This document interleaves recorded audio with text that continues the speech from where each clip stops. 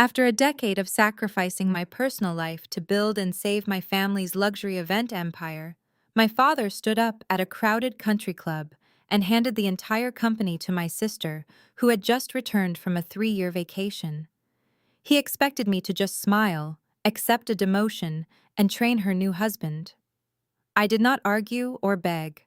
I simply slid my office keys across the table and walked away. But it was the letter I left underneath those keys that instantly wiped the smug smile off my father's face and brought his empire crashing down. I am Claire. I am 35 years old. Before I tell you exactly how I ruined their perfect celebration and took back everything I built, let me know in the comments where you are watching from. If you have ever been the reliable workhorse for a family that took you completely for granted, hit subscribe. You are going to love what I did next. The Oak Ridge Country Club was dripping with the kind of old money arrogance my parents thrived on. Crystal chandeliers cast a warm golden glow over crisp white tablecloths. Waiters in sharp black vests circulated silently, pouring expensive champagne into fluted glasses. It was a Tuesday evening, a private dinner my father Richard had organized to celebrate his official retirement from Harrison Elite Events, the luxury catering and event management company he founded. I sat near the head of the table wearing a tailored navy blazer, feeling a quiet sense of pride. For 10 years, I had been the operations director and the sole financial brain behind the scenes. When my father nearly bankrupted us 5 years ago with his terrible investments, I was the one who renegotiated the vendor contracts. I was the one who pulled all-nighters balancing the ledgers. I kept the delivery fleets running, secured the commercial kitchens, and managed every high-profile client in the city. I assumed tonight was the night he would finally pass the torch to me. I had earned it in blood, sweat, and missed holidays. Across from me sat my mother, Susan. She was adjusting her diamond tennis bracelet and beaming at my younger sister, Brittany. Brittany was 32, glowing with a deep tan she acquired during a 3-year Eat, Pray, Love journey across Europe. A journey funded entirely by the company credit card that I had to constantly monitor. Next to Brittany sat her new husband, Jamal. Jamal was an African-American corporate consultant they had met 6 months ago in Milan. He wore a perfectly tailored suit that screamed aggressive ambition, and he possessed a slick, superficial charm that my parents instantly fell for. He had zero experience in event logistics, but he spoke in corporate buzzwords that made my father nod in admiration. My father tapped his butter knife against his crystal glass. The gentle clinking sound brought the entire room of 30 close friends, board members, and elite clients to a hushed silence. Richard stood up, smoothing the front of his vest. He looked incredibly proud. He looked like a man who had built a dynasty. "Thank you all for coming tonight," my father began, his voice booming effortlessly across the room. "As you know, turning 65 has made me reflect on legacy. Harrison Elite Events is more than a company. It is a family tradition. It requires vision, fresh energy, and a bold new direction to take it into the next decade." I smiled softly, taking a sip of my water. I mentally prepared my own brief speech. I had spent the last 2 weeks drafting a transition plan to show the board that operations would continue seamlessly under my leadership. I was ready to step out of the shadows and take the title I had been doing the work for over the past 5 years. That is why my father continued, his eyes scanning the room, but intentionally skipping over me. I am thrilled to announce that I am handing 100% ownership of the company over to my beautiful daughter, Brittany. The room erupted into polite, enthusiastic applause. My mother reached over and squeezed Brittany's hand, tears of joy welling in her eyes. Brittany feigned a look of overwhelming surprise, pressing a hand to her chest and blowing a kiss to our father. I froze. My lungs felt tight, as if all the oxygen had been vacuumed out of the dining room. I kept my face entirely neutral, but my mind was spinning. Handing the company to Brittany. Brittany, who did not know the difference between a service contract and a napkin ring. Brittany, who thought profit margins were a suggestion. I stared at my father, waiting for a punchline, waiting for the part where he explained she was simply taking a board seat while I ran the operations. But he was not joking. And we all know that running an empire is a heavy burden, my father said, raising his hands to quiet the applause, which is why I am so incredibly proud to introduce the new Chief Executive Officer of Harrison Elite Events, a man with international vision and corporate pedigree, my new son-in-law Jamal. Jamal stood up, buttoning his jacket with a smooth, practiced motion. He flashed a brilliant winning smile to the crowd and wrapped an arm around Brittany. He looked like a magazine cover, not a man who knew how to manage a crisis, when a vendor backed out 3 hours before a 500-person gala. The applause grew louder. Board members nodded in approval. They saw a fresh, dynamic couple ready to be the face of the brand. I sat there, my hands folded perfectly in my lap, feeling a cold, hollow sensation spread through my chest. 10 years. 10 years of giving up my 20s, missing dates, working weekends, and shielding the company from my father's reckless financial decisions. I was the one who knew the names of the dishwashers, the delivery drivers, the warehouse managers. I was the one who built the spreadsheets that kept the lights on. And in one sentence, my father had erased my entire existence. The applause died down, and my father raised his champagne flute for the final toast. He turned his body slightly, finally, allowing his eyes to meet mine. There was no apology in his gaze. There was only expectation. The same expectation I had seen my entire life. The expectation that I would absorb the blow, fix the problems, and make the family look good.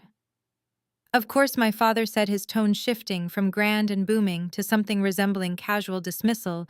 A smooth transition requires stability. That is why we are so lucky to have Claire.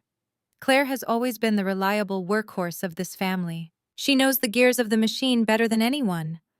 Claire, we expect you to stay on in your current role at your current salary to show Jamal the ropes and ensure he gets up to speed. After all, Brittany and Jamal have a family to build, and they need someone dependable to handle the daily grind. The room turned their eyes to me, expectant, pitying, polite smiles plastered on their faces. My mother looked at me and gave a small, firm nod, warning me silently not to make a scene. Jamal looked down at me from his standing position, an undeniable smirk playing on his lips. He saw me as a secretary, a glorified assistant he was about to inherit. He saw an old maid sister who would quietly take orders while he took the credit. To the future of Harrison Elite Events, my father cheered, raising his glass high. To the future, the room echoed in unison. I did not raise my glass. I did not smile. I looked directly at my father and then at Jamal, and I felt a profound, crystal-clear sense of liberation wash over me. For my entire life, I had believed that if I just worked hard enough, if I was just useful enough, they would eventually see my value. They would eventually love me the way they loved Brittany. But looking at them now, celebrating my demotion, treating my decade of loyalty like an expected servitude, I realized the absolute truth. They did not value me. They only valued what they could extract from me. And the beautiful, terrifying truth was that they had absolutely no idea what they were actually inheriting. They thought they had just been handed an empire. They did not realize that they had just been handed an empty box, and that I was the only person holding the keys to the actual kingdom. The conversation around me blurred into white noise. To my left, an old family friend leaned over and patted my shoulder, whispering that it was so wonderful of me to support my sister. I nodded politely, though my jaw was clenched so tight my teeth ached. I watched Jamal confidently telling a board member about his plans to synergize the brand and pivot toward global markets. He used a lot of words that meant absolutely nothing. He had no idea that our biggest client, a tech billionaire who provided 40% of our annual revenue, refused to speak to anyone but me. He had no idea that the commercial kitchen leases were structured in a way that required my personal signature. My mother leaned across the table, her voice dropping to a harsh whisper, meant only for me. "Wipe that sour look off your face, Claire. This is Brittany's night. Do not ruin this with your jealousy. Jamal is a natural leader. You should be grateful you still have a secure job." I looked at my mother. I looked at the woman who had spent 35 years comparing me to my sister, finding me lacking in every possible category, because I cared more about spreadsheets than beauty pageants. Grateful, I repeated softly. The word tasted like ash in my mouth. I realized in that exact moment that there was no arguing with these people. There was no power in throwing a tantrum, no dignity in begging for the recognition I had earned. If I screamed, I would be the bitter, jealous older sister. If I cried, I would be weak. The only language they understood was consequence. And I was about to serve them the most devastating consequence of their lives. I reached down into my designer bag, my fingers brushing against the cold metal of my master keyring and the thick, crisp envelope I had prepared days ago just in case my instincts about this dinner proved correct. My instincts had not only been correct, they had been vastly underestimating the sheer audacity of my father. I kept my posture perfectly straight, letting the ambient noise of the country club wash over me one last time before I changed the trajectory of our family forever. The reliable workhorse was about to break out of the stable, and they were going to be left standing in the dirt. Jamal cleared his throat, adjusting his perfectly knotted silk tie. He unbuttoned his suit jacket and leaned forward, resting his forearms on the table. He looked at me with a soft, patronizing smile that made my stomach turn. He reached into his breast pocket and pulled out a sleek leather portfolio. Opening it, he extracted a small stack of thick watermarked paper and slid it across the pristine white tablecloth directly toward me. The paper stopped right next to my water glass. The bold heading at the top read, Transition and Non-Disclosure Agreement. Jamal folded his hands together. He spoke to me slowly, over enunciating every single word as if he were trying to explain quantum physics to a toddler. Claire, we really value the historical knowledge you bring to the table. He began using that hollow corporate tone that sounded completely rehearsed. We know you have been managing the ground-level operations for a long time, but as we pivot the brand toward a more global high-net-worth demographic, we need to streamline our leadership structure. My role as Chief Executive Officer will require me to have absolute oversight. Therefore, this contract outlines your new position as Senior Operations Coordinator. I stared at the paper. Coordinator. I had been the acting Chief Operating Officer for 5 years.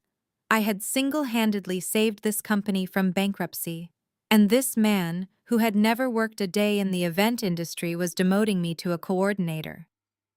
Of course, Jamal continued, his voice dripping with fake sympathy. Your compensation will be adjusted to reflect the reduction in your executive responsibilities. But we are offering you a generous severance package if you ever decide to leave, provided you sign the strict non-compete clause on page 4. We need you to hand over all vendor contact lists, proprietary software passwords, and client relationship files by Monday morning. I will be shadowing you for the next 30 days so you can show me the ropes. We want to make this transition as smooth as possible for you. I looked around the table. My father Richard was nodding along with Jamal's speech, looking incredibly pleased with his new son-in-law. My mother Susan was watching me closely, her eyes silently daring me to make a scene. My sister Brittany was not even paying attention. She was looking at her reflection in the blade of her butter knife, checking her lipstick. They genuinely thought I was going to sign it. They truly believed that I was so desperate for their approval, so terrified of losing my place in the family, that I would willingly hand over my life's work to a man who did not even know the names of our top 5 clients. They expected me to swallow my pride, pick up a pen, and sign away my dignity. Before I tell you exactly how I ruined their perfect celebration, let me know in the comments where you are watching from.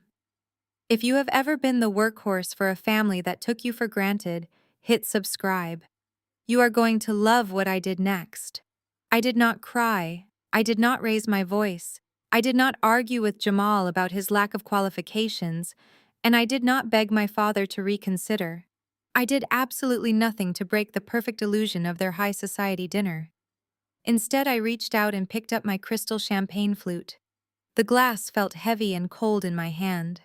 I brought it to my lips and took a slow, deliberate sip. The bubbles danced on my tongue. I swallowed, savoring the taste, and then gently placed the glass back onto the table. The soft clink of the crystal against the wood echoed in the sudden, tense silence of the room. Everyone was watching me now. The board members at the surrounding tables had stopped their conversations. The waiters stood completely still near the walls. The air in the dining room felt incredibly thick. I looked directly into Jamal's eyes. His arrogant smirk faltered for a fraction of a second, replaced by a flicker of confusion. He had expected me to read the contract. He had expected me to negotiate or to look devastated. He had not expected this absolute terrifying calm. I reached my hand deep into my designer bag. My fingers closed around the heavy metal of my master key ring. These were the keys to the corporate headquarters, the warehouse bays, the delivery fleet dispatch boxes, and the locked filing cabinets holding a decade of my blood, sweat, and tears. I pulled the keys out of my bag. They jingled sharply in the quiet room. With a smooth, practiced motion, I dropped the heavy bundle of keys directly onto the center of the transition contract. The metal struck the table with a loud final thud. Next, I pulled out the crisp white envelope I had prepared. It was sealed tight with my father's name written across the front in my perfectly neat handwriting. I placed the envelope gently on top of the keys. I stood up from my chair. I smoothed the front of my tailored navy blazer, standing tall and keeping my shoulders perfectly square. I looked down at Jamal, then shifted my gaze to Brittany, and finally I locked eyes with my father. "Congratulations," I said. My voice was even quiet and sharp enough to cut through glass. "I quit." For a solid 5 seconds, nobody breathed. The words hung in the air, completely shattering the triumphant atmosphere my father had spent the evening building. My mother was the first to react. Her mouth dropped open in genuine shock. "Claire!" she hissed, her voice trembling with rising anger. "Sit down this instant. What is wrong with you? Stop being so incredibly selfish." I did not even look at her. I picked up my bag, turned on the heel of my stilettos, and began walking away from the table. "Claire!" My father's voice boomed behind me. It was the voice he used when he wanted to intimidate his employees. It was the voice that had controlled me for my entire childhood. "Get back here right now. You do not walk away from me. You have obligations to this family." I did not stop walking. I kept my head high, my eyes fixed firmly on the heavy mahogany doors at the end of the dining room. I could hear the panicked whispers of the board members and the confused murmurs of the clients we had invited. The perfect image of the Harrison family dynasty was crumbling in real time right in front of the city's elite. I pushed the heavy doors open and stepped out into the grand lobby of the country club. The immediate silence of the lobby was a stark contrast to the chaotic dining room I had just left behind. I walked past the antique grandfather clock and the plush velvet sofas, making my way directly to the valet stand outside. The cool autumn night air hit my face, refreshing and crisp. I handed my ticket to the young valet attendant. He ran off to fetch my car. I stood under the grand portico, wrapping my coat around my shoulders, feeling a massive, crushing weight lift off my chest. I felt lighter than I had in 10 years. I took a few steps to my left, moving into the shadows of the large stone pillars, and turned to look back at the country club. The dining room was lined with massive floor-to-ceiling windows that overlooked the circular driveway. From where I stood in the dark, I had a perfect, unobstructed view of the table I had just abandoned. It was like watching a silent movie. I could see the chaos unfolding. My mother was clutching her pearls, speaking frantically to the woman next to her. Brittany was looking down at her phone, entirely unbothered by the fact that the company's entire operational structure had just walked out the door. Jamal was standing up, looking incredibly foolish, with his hands resting on his hips, trying to project authority to a room that was rapidly descending into panic. But my eyes were fixed on my father. Richard was not looking at the door I had just walked through. He was not trying to calm the board members. His attention was completely focused on the table. He reached out with trembling hands and pushed the heavy master keys aside. He picked up the sealed white envelope I had left for him.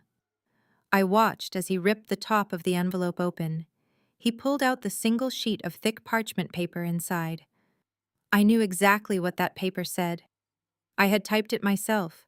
It was not a resignation letter.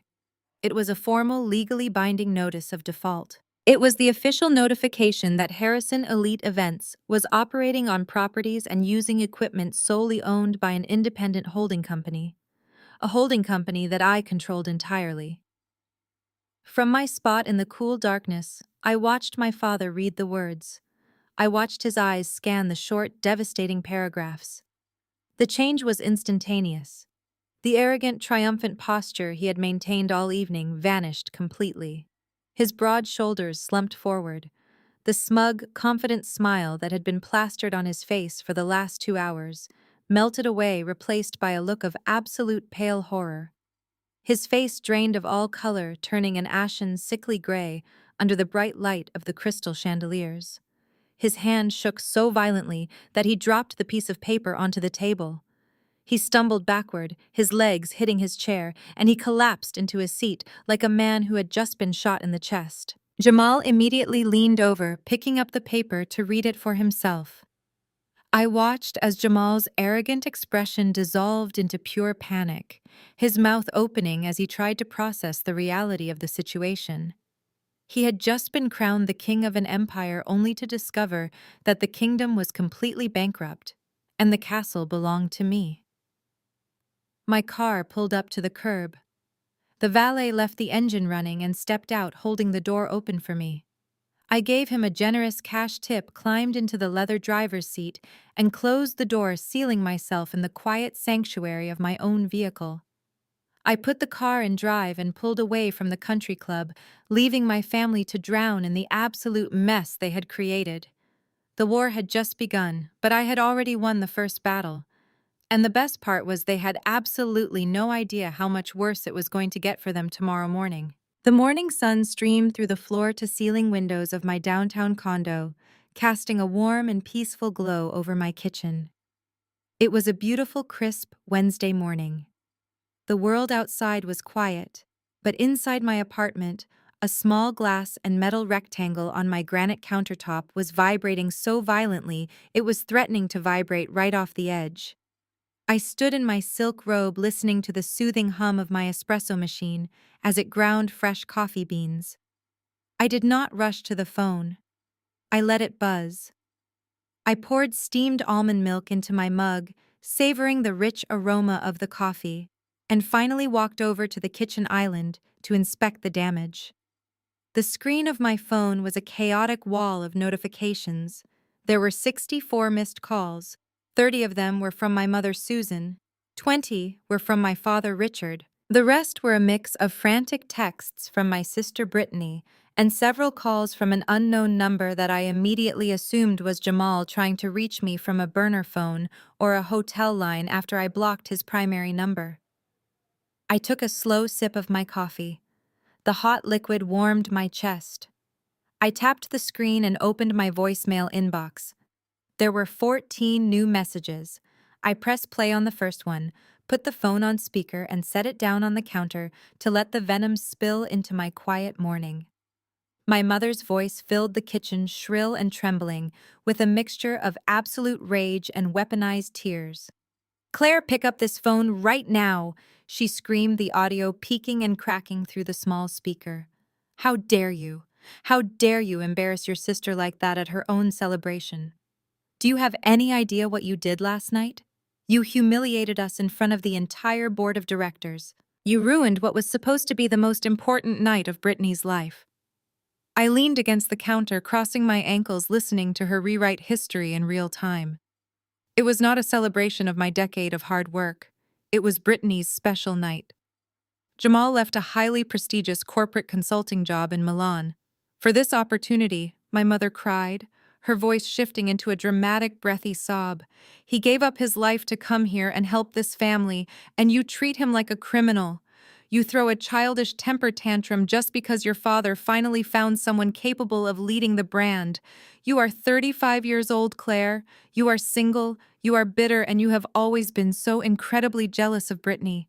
You have spent your entire life trying to ruin things for her just because she found happiness, and you only have your spreadsheets." The voicemail beeped, signaling the end of the message. I did not feel a single tear prick my eyes. I did not feel the familiar heavy ache in my chest that used to accompany my mother's cruel words. For the first time in my life, I just felt profoundly bored by her manipulation. She called Jamal a prestigious corporate consultant. Jamal was a freelance lifestyle coach who had not held a steady paycheck in 3 years. She called me bitter and jealous. I was the woman who had quietly paid off the second mortgage on my parents' house 2 years ago so they would not lose it to foreclosure. I was the woman who had funded Brittany's European vacation through corporate dividends that I legally structured to save them from tax fraud. Jealousy was the furthest thing from my mind. I was just exhausted. I pressed play on the next voicemail. This one was from my father. His tone was entirely different from my mother's. There were no tears. There was only the forced, booming authority of a man desperately trying to convince himself that he was still in control of a sinking ship. Claire. I do not know what kind of forged nonsense you handed me last night, my father barked into the phone. But you are playing a very dangerous game. You do not own those trucks. You do not own those kitchens. I built Harrison Elite Events with my bare hands before you were even born. You are going to march into the office this morning, hand over the administrative passwords, and we are going to tear up whatever fake lease agreements you printed off the internet. If you are not at your desk by 9 o'clock, I am calling my lawyers and I will have you arrested for corporate sabotage. Do not test me. The message ended. I actually smiled at that one. My father honestly believed I had printed fake documents to scare him. He had not yet realized that his lawyers, the ones he was threatening to call, were the exact same legal team that had overseen the transfer of the company's debt to my private LLC 5 years ago. He had signed the papers himself. He just never bothered to read the fine print because he always assumed the reliable workhorse would handle the boring details. He had handed me the loaded gun, and now he was furious that I was holding it. I deleted the voicemails. I ignored the texts. I picked up my coffee mug and walked out of the kitchen down the short hallway of my condo and stepped into my home office. This room was my sanctuary. It was a large, brightly lit space with dual monitors set up on a massive oak desk, a wall of filing cabinets, and a whiteboard covered in logistics schedules. This was the real command center of Harrison Elite Events.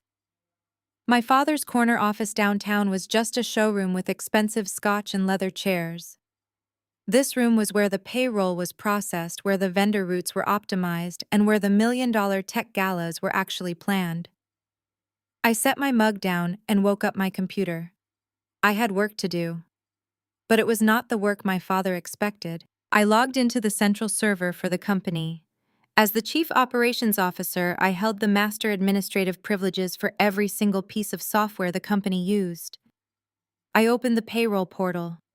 I downloaded a complete backup of my personal files, my performance reviews, and the thousands of emails proving that I had been the sole decision-maker for the past half-decade. I transferred everything to a secure external hard drive. Then I began the digital purge. I did not delete any company data. That would be illegal, and I was far too smart to give Jamal a reason to sue me. Instead, I simply logged out. I revoked my own administrative access to the vendor management system. I removed my saved credit cards from the autopay accounts that kept the warehouse internet running.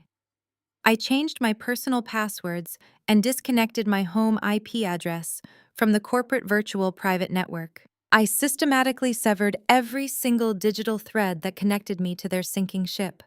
If Jamal wanted to be the chief executive officer, he was going to have to figure out how to log into the accounting software without my dual-factor authentication.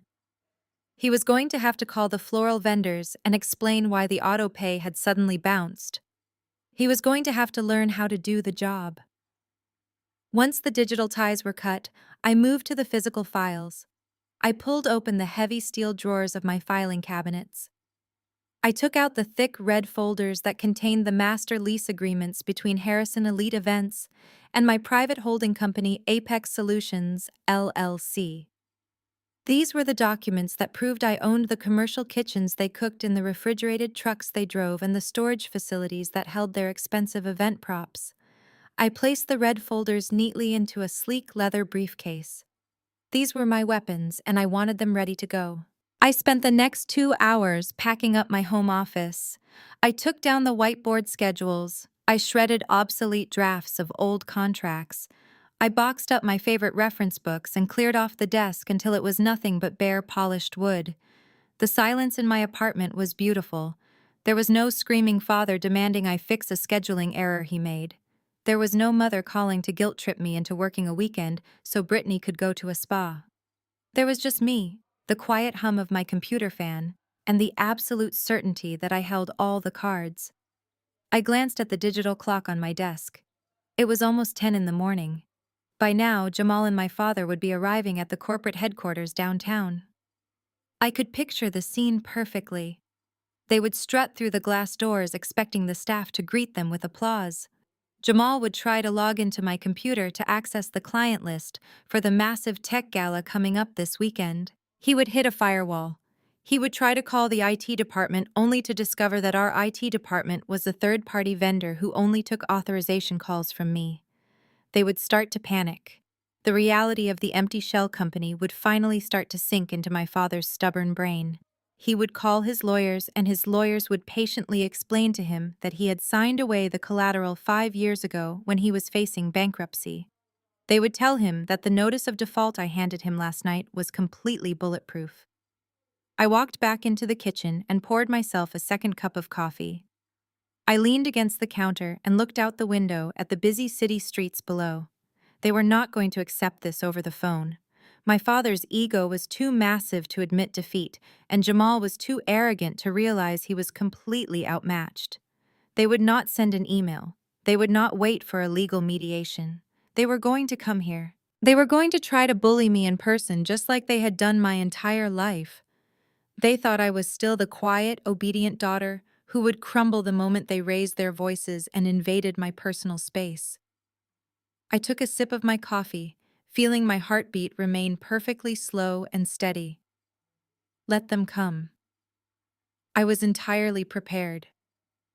The heavy oak door of my condo rattled violently. The knocking was not polite or hesitant. It was aggressive, frantic, the kind of pounding that echoed loudly down the quiet, carpeted hallway of my luxury building. I took one last sip of my coffee, set the ceramic mug down on the cool granite counter, and walked slowly toward the entryway. I checked the digital security screen mounted on the wall. The high-definition camera confirmed exactly what I was expecting. Standing in the hallway were Jamal and Brittany. Jamal looked entirely different from the slick, confident man who had toasted to his own success just 14 hours ago. His expensive suit jacket was unbuttoned. His silk tie was loosened and hanging crookedly around his neck, and a visible sheen of nervous sweat coated his forehead. Next to him, Brittany looked like she had been forced out of bed against her will. She was wearing oversized designer sunglasses inside the dimly lit building, clutching a massive leather tote bag and aggressively chewing a piece of gum. They had clearly bypassed the front desk security, most likely slipping through the lobby doors, right behind a resident who did not know any better. I unlocked the deadbolt and pulled the door open, but I deliberately left the heavy brass security chain engaged. I looked out at them through the narrow 6-inch gap. "Open this door right now, Claire," Jamal demanded, slapping his open palm flat against the wood. His voice was loud, echoing off the hallway walls, trying desperately to project an authority he absolutely did not possess. I did not flinch. "You are trespassing in a secure building, Jamal. Lower your voice before I have the concierge send security up here to escort you out." Brittany pushed her way in front of him, sliding her sunglasses down the bridge of her nose so she could glare at me. "Oh, stop being so dramatic, Claire. Undo the chain. We are not leaving until you fix this absolute mess you made." I looked at my sister. The golden child, the newly crowned owner of an empire she did not understand, standing in my hallway demanding I fix a crisis she had not even realized the true depth of yet. I unhooked the chain and swung the door open, but I did not step aside to let them in. I stood perfectly centered in the doorway, creating a hard physical barrier between my peaceful sanctuary and their chaotic desperation. "You have exactly 2 minutes to say whatever it is you felt the need to say in person," I said, folding my arms across my chest. Jamal did not wait for an invitation. He pointed a finger inches from my face, stepping so close I could smell the stale coffee on his breath. You think you are so incredibly smart, do you not? You think you can just lock us out of our own system and throw a childish tantrum because you did not get the promotion you wanted. I am the Chief Executive Officer of Harrison Elite Events, and I am ordering you to hand over the master administrative passwords right this second. Are you having trouble logging into your computer, Jamal? I asked, keeping my tone completely flat, conversational, and devoid of any emotion.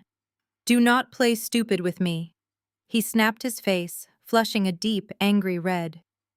You changed the master credentials for the vendor logistics portal. You locked the corporate banking dashboard. I cannot even access the email server to contact the wholesale floral suppliers for the tech gala this weekend. The warehouse managers are calling my cell phone asking for dispatch codes I do not have. You are going to write down every single password right here, right now, or I am calling the police and having you arrested for corporate theft.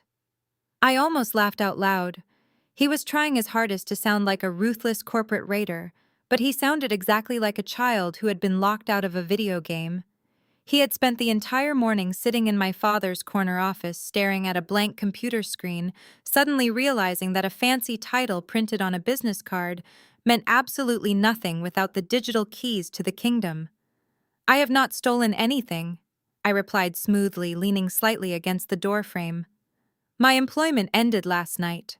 When my employment ended, my administrative access was legally and automatically revoked to protect highly sensitive client data. It is a standard corporate security protocol. If you are the true chief executive officer, you should have your own login credentials. Have you tried asking the IT department to set up your account? I knew exactly why he had not done that. The IT department was a single, highly paid independent contractor named David, who only took authorization calls from me, and his monthly retainer was paid directly through the private LLC. My father was currently pretending did not exist. Brittany let out a loud, theatrical sigh, shifting her weight from one foot to the other and crossing her arms. Claire, why are you doing this to me? Why do you always have to ruin my happiness? I shifted my gaze to my sister. I am not doing anything to you, Brittany. I am simply unemployed and enjoying my Wednesday morning. You are doing this on purpose because you are insanely jealous, Brittany whined her voice, taking on that familiar grating pitch she used whenever she wanted my parents to bail her out of a problem she created. I just got back from Europe. I am trying to start a new life. Jamal and I are building a future together, and this is my new beginning. Dad finally gave me something that is mine, and you are acting like a spoiled brat trying to sabotage my business just because you are mad? You have to share the spotlight for once in your miserable life. Her business. She actually had the nerve to call it her business. She had not worked a single honest day in her entire life. She had never negotiated a high-stakes catering contract. She had never stayed awake until 3 in the morning, tracking a delayed freight delivery in a snowstorm, and she had never skipped a meal to ensure the hourly waitstaff got their payroll checks processed on time. She genuinely thought owning a business was about standing in a beautiful designer dress at a country club and accepting compliments from rich people. Brittany, I said slowly, looking her directly in the eyes, you do not have a business.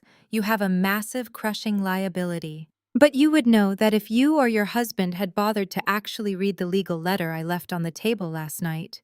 Jamal cut in, stepping even closer, trying to use his height to physically intimidate me.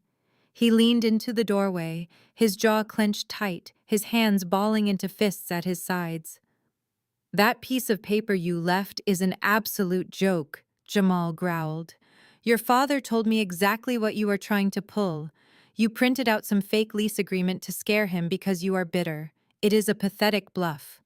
We have a team of elite corporate lawyers reviewing everything right now, and they are going to tear your little scam apart.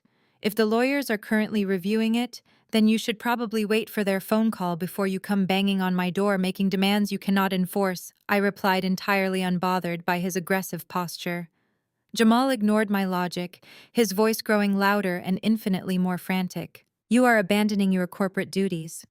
You walked out of a senior management position without giving a formal notice period. That is a direct, actionable breach of contract. We are going to sue you for every single dollar you have to your name. We will sue you for lost revenue. We will sue you for the catastrophic damages you are causing to the upcoming tech gala, and I will personally make sure you never work in the event management industry in this city ever again. He pulled his smartphone out of his pocket, shaking it in my direction like a weapon. I have my attorney on speed dial. You have one last chance, Claire. Give me the passwords to the vendor system. Give me the dispatch codes for the delivery fleet and fix the banking portals so I can process the payroll. If you do that right now and come back to the office to fix this mess, I might convince your father not to press criminal charges against you. Which specific vendor system are you referring to, Jamal? I asked softly, tilting my head. He blinked, clearly thrown off by the calm, specific question. The main one. The one with all the catering contacts and the food orders. We use 3 different logistics platforms, I explained, speaking to him as if he were a very slow student who had missed a week of classes. One platform is strictly for perishable food sourcing, one is for temporary event staffing, and one is for heavy equipment rentals. Which one exactly are you locked out of? Jamal opened his mouth, but no words came out. He had absolutely no idea. He did not even know the basic names of the software programs that kept the company breathing. He just knew the computer screens in his new office were asking for passwords he did not possess. What about the dispatch codes? I continued, stepping slightly out onto the threshold, closing the physical distance between us to show him I was not remotely afraid of him. You want the dispatch codes for the delivery fleet?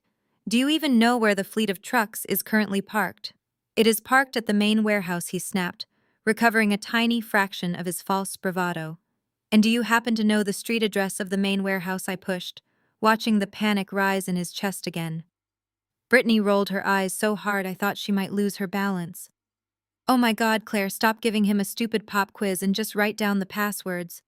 We have a $1 million tech gala this Saturday, and we need to order the custom floral arrangements by noon today. You are making a massive deal out of absolutely nothing just to punish me. I am not making a deal out of anything, I said, my voice hardening into ice.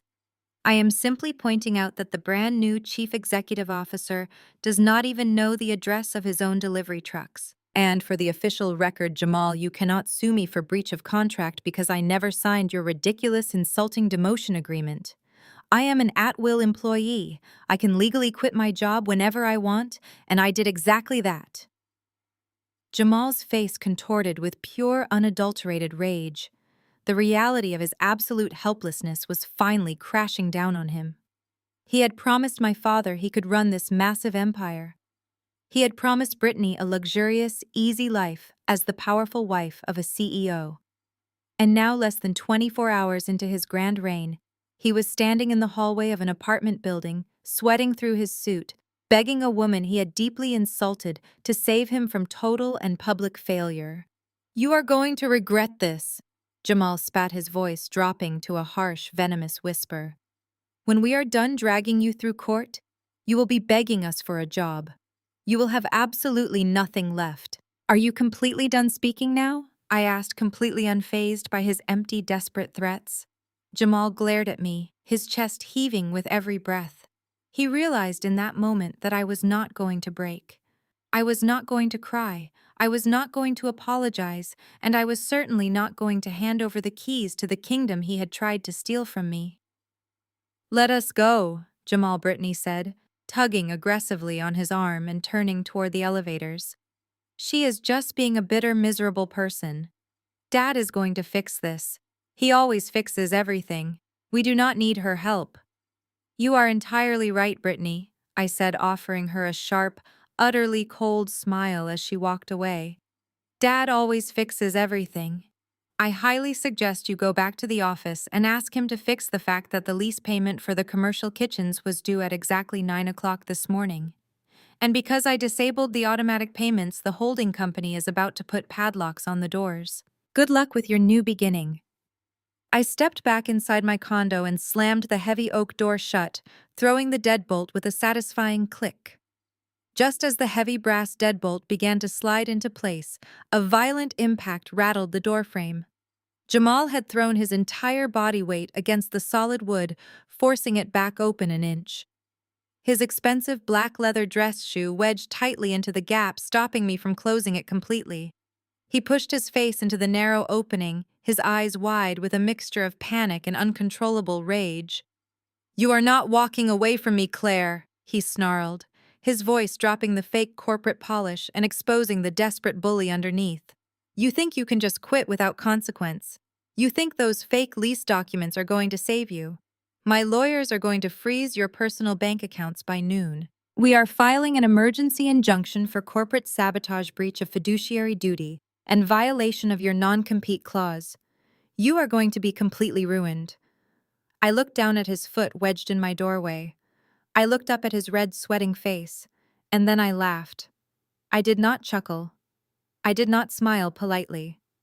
I threw my head back and let out a genuine ringing laugh that echoed loudly down the quiet hallway of my building.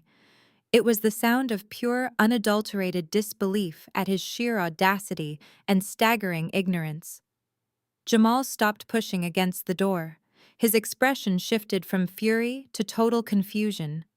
Brittany peeked over his shoulder, looking horrified by my reaction. They were used to people cowering when they yelled. They had no idea how to handle someone who found their threats genuinely hilarious. I stopped laughing and took a step forward, bringing my face just inches from his. All the amusement vanished from my eyes, replaced by a cold, calculating intensity. "Let us talk about the law, Jamal," I said, my voice dropping to a dangerous quiet register. "Let us talk about your elite corporate lawyers and the emergency injunction you think you are going to file. First of all, I am an at-will employee in this state. That means I can terminate my employment at any time for any reason without notice. But you already knew that, which is why you brought up a non-compete clause." I paused, letting the silence hang for a split second before delivering the killing blow. "There is just one massive problem with your legal strategy, Jamal. I never signed a non-compete agreement. The original contract I signed 10 years ago expired when I was promoted to operations director. And the beautiful new transition contract you slid across the table to me last night, the one containing the strict non-disclosure and non-compete clauses, is currently sitting on a table at the Oak Ridge Country Club completely unsigned." Jamal swallowed hard. I could see his throat bob up and down. By presenting me with a demotion and a significant reduction in executive authority, I continued my words, hitting him like rapid-fire punches. "Your legal team actually handed me a textbook case of constructive dismissal. You fundamentally changed the terms of my employment without my consent. Therefore, I did not abandon my corporate duties. You fired me. And because you fired me without cause, I am legally free to walk away, take my industry knowledge, and do whatever I want. No judge in this state will grant you an injunction based on an unsigned document and a bruised ego." He tried to recover, gripping the edge of the doorframe with white knuckles. "You still committed fraud," he stammered, his voice losing its booming confidence. "You used company funds to buy the equipment and then transferred it to a secret LLC. That is embezzlement." "Wrong again," I snapped back instantly. "Apex Solutions LLC is a fully registered independent holding company. 5 years ago, when your new father-in-law made a series of disastrous investments that nearly bankrupted Harrison Elite Events, the company was drowning in $2 million of toxic debt. The bank was going to repossess everything: the delivery fleets, the commercial kitchens, the warehouse. I used my own personal savings along with private investor capital that I secured independently to buy that debt directly from the bank." I leaned closer, making sure every single word burned into his brain. "Your father-in-law signed the transfer agreements himself.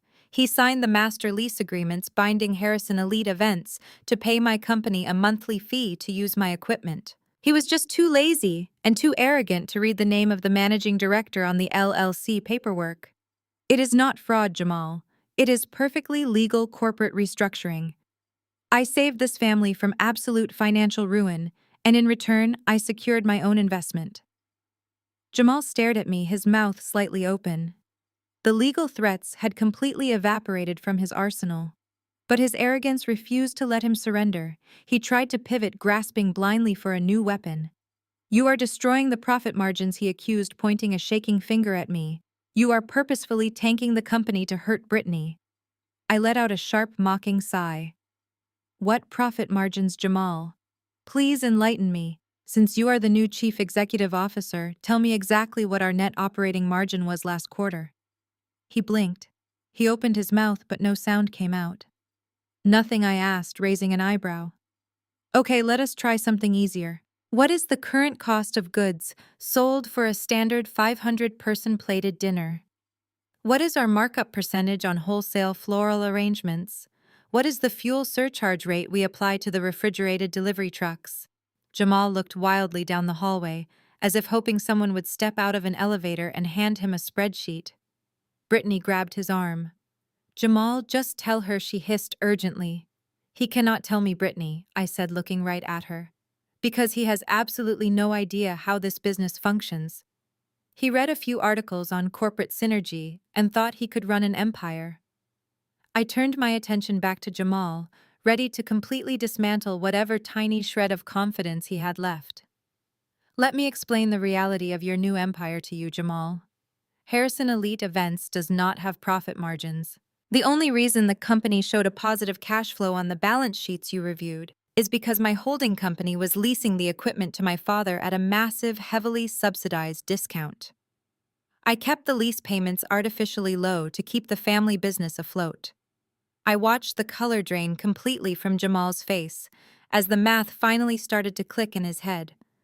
But as of last night, I continued smoothly when I terminated my employment and issued the formal notice of default. Due to missed payments, those subsidized rates instantly expired. According to the contract my father signed, the lease payments now revert to fair market value, which means your operating costs just quadrupled overnight.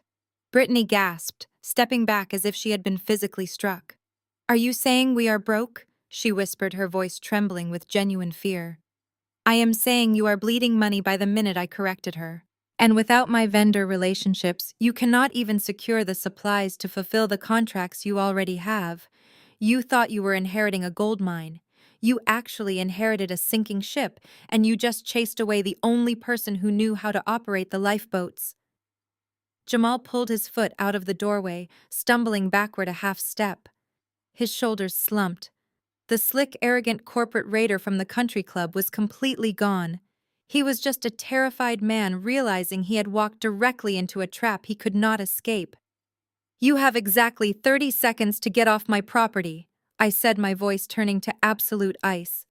My finger was hovering over the digital security panel on the wall next to the door. If I see either of you in my building again, I will not call my lawyers. I will call the police, and I will have you both arrested for criminal trespassing. Do not ever come near me again. I did not wait for them to respond. I grabbed the heavy brass handle and slammed the oak door shut with every ounce of strength I had. The sound echoed like a gunshot. I threw the deadbolt, sliding the heavy metal lock into place with a loud, satisfying crack. I stood in the entryway for a moment, listening to the muffled silence on the other side of the door. I heard the faint, frantic whispering of Jamal and Brittany, followed by the rapid clicking of Brittany's heels as they retreated down the hallway toward the elevators. They were running away exactly as cowards always do when faced with reality. I walked back into my kitchen, my hands perfectly steady, my breathing calm and even. I picked up my coffee mug, taking a final cold sip. My cell phone vibrated on the granite counter. It was a text message from Oliver, my corporate attorney. The message was short and precise. The eviction notices for the commercial properties are drafted. The default filing has been submitted to the courts. We are locked and loaded. Are you ready for the fallout? I set my coffee mug down. I typed my reply without a single second of hesitation. Let it fall. An hour after I sent that text, my phone rang. The caller ID displayed the name of my corporate attorney, Oliver. He had just finished a highly entertaining conference call with the senior partners at the law firm that represented my father. Oliver was a brilliant, meticulous man who rarely showed emotion, but I could hear a distinct trace of deep amusement in his voice as he recounted exactly what had transpired in the downtown corporate headquarters that morning. According to Oliver, the atmosphere in my father's corner office was nothing short of a spectacular disaster. My father had summoned his entire legal team for an emergency meeting. He was pacing furiously behind his massive mahogany desk, his face flushed, alternating between yelling at his assistants and demanding that the lawyers immediately draft an injunction to have me arrested. Jamal was sitting at the grand conference table trying desperately to project the image of a seasoned executive in control of a crisis. Brittany was slouched in a leather chair in the corner, aggressively chewing her thumbnail, completely oblivious to the legal storm that was about to hit her. The lead attorney for the family business was a man named Thomas. Thomas had been with the firm for 20 years. He was pragmatic, ruthless, and he did not tolerate temper tantrums from his clients. Thomas walked into the office, placed his heavy leather briefcase on the table, and pulled out a scanned copy of the letter I had left at the country club the night before. My father immediately pointed a shaking finger at the document. "I want that piece of garbage invalidated," Richard ordered, his voice echoing off the glass walls. "My daughter is throwing a hysterical fit. She printed out a fake default notice to try and scare us because she is jealous of Jamal. I want you to freeze her bank accounts and file charges for corporate sabotage by noon." Thomas did not flinch. He did not immediately open his laptop or call his paralegals to start drafting lawsuits. Instead, he calmly slid his reading glasses down the bridge of his nose, picked up my letter, and looked directly at my father. Richard Thomas said, his voice dropping into that serious, heavy tone that lawyers only use when they are about to deliver catastrophic news. "We cannot invalidate this document. We cannot sue Claire for corporate sabotage, and we certainly cannot freeze her bank accounts. Because every single word written in this letter is an absolute legally binding fact." Oliver told me that the silence in the corner office was deafening. My father stopped pacing. Jamal sat up perfectly straight, the fake executive confidence draining instantly from his face. My father shook his head, letting out a nervous, dismissive laugh. "That is impossible. She is an operations director. She runs spreadsheets. She does not own my company." Thomas sighed, placing the letter flat on the polished mahogany table. He looked around the room, making eye contact with Jamal, then Brittany, and finally my father. "Let us take a walk down memory lane, Richard. Let us go back exactly 5 years. Do you remember the financial crisis this company faced? Do you remember when the bank was 48 hours away from locking the warehouse doors and seizing every single asset you had built?" My father swallowed hard. Of course he remembered. He just never liked to talk about it. 5 years ago, Harrison Elite Events was secretly drowning in $2 million of toxic debt. But that debt did not come from a bad business quarter or a failed marketing campaign. The debt came directly from Brittany. While Brittany was supposedly on her spiritual journey across Europe, finding herself and living her best life, she was actually hemorrhaging money. She had attempted to open a luxury boutique in Milan that failed spectacularly within 6 months. She had signed a long-term lease on a private villa in Tuscany that she could not afford. She had racked up hundreds of thousands of dollars in international credit card debt. And instead of letting her face the consequences of her own financial incompetence, my father had quietly used the company as his personal piggy bank. He had secretly pulled funds from the corporate operating accounts, drained the payroll reserves, and taken out massive high-interest business loans to quietly bail out his golden child. He had hidden the truth from the board of directors. He had hidden it from the staff. But he could not hide it from me because I was the one balancing the ledgers. When the bank finally audited the company and realized the collateral was gone, they immediately called the loans in. The company was finished. Thomas tapped his pen against the table, forcing my father to face the reality he had ignored for half a decade. "You came to me 5 years ago, Richard, completely desperate," Thomas reminded him. "You told me the bank was foreclosing. Then miraculously, a week later, you called me back and said a private investment group had stepped in. You said a company called Apex Solutions, LLC, had purchased the commercial mortgages from the bank, saving you from bankruptcy. You signed the transfer papers. You signed the master lease agreements binding your company to pay Apex Solutions a monthly fee to use the delivery trucks, the commercial kitchens, and the warehouse space. I signed those papers to save the brand. My father snapped, his voice defensive and loud. I made a strategic business deal with a faceless holding company. What does that have to do with Claire? Jamal leaned forward, his eyes darting between the lawyer and my father. Yes, what does that have to do with her locking us out of the software systems this morning? Thomas looked at Jamal with a mixture of pity and professional exhaustion. He reached into his briefcase and pulled out a thick stack of legal documents with the state registry seal stamped on the front. He slid the stack across the table toward my father and Jamal. It has everything to do with Claire Thomas, said flatly. Because Apex Solutions, LLC, is not a faceless investment group. Turn to page 4 and look at the signature line for the managing director. Jamal grabbed the papers before my father could reach them. He flipped rapidly to the 4th page. Oliver told me he could practically hear the exact moment Jamal's heart stopped beating. Jamal stared at the ink signature on the page. It was my signature, bold, clear, and perfectly legible. Claire Harrison, Managing Director and sole proprietor of Apex Solutions, LLC. She is the holding company. Jamal whispered, his voice cracking. He looked up at my father, his eyes wide with absolute horror. Your daughter is the bank. When the company was 48 hours away from total collapse, I did not sit back and watch it burn. I went to work. I took my entire life savings, liquidated my personal stock portfolios, and went to 3 independent private investors with a bulletproof business plan. I formed Apex Solutions entirely in secret. I approached the bank, directly bypassed my father completely, and offered to buy the toxic commercial mortgages at a slight discount. The bank, eager to offload the bad debt without the messy legal battle of a commercial foreclosure, agreed. I bought it all. I bought the deed to the downtown warehouse.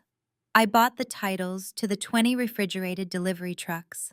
I bought the commercial-grade ovens, the blast chillers, the thousands of crystal champagne flutes, and the custom staging equipment. Then, acting through my lawyer, I offered my father a lifeline. I offered to lease his own equipment back to him so he could keep his business running and save his precious public image. My father was so desperate to sweep his financial disaster under the rug, and so incredibly arrogant that he never even bothered to look up the corporate officers of the LLC that was saving his life. He just blindly signed the master lease agreements, breathing a sigh of relief that his golden child's expensive mistakes would remain a secret. For 5 years, I had been the landlord. For 5 years, I had subsidized the lease payments to keep the family business afloat, essentially paying myself a fraction of what the equipment was actually worth just to ensure our employees kept their jobs. I had built a fortress around the company, and I held the only key.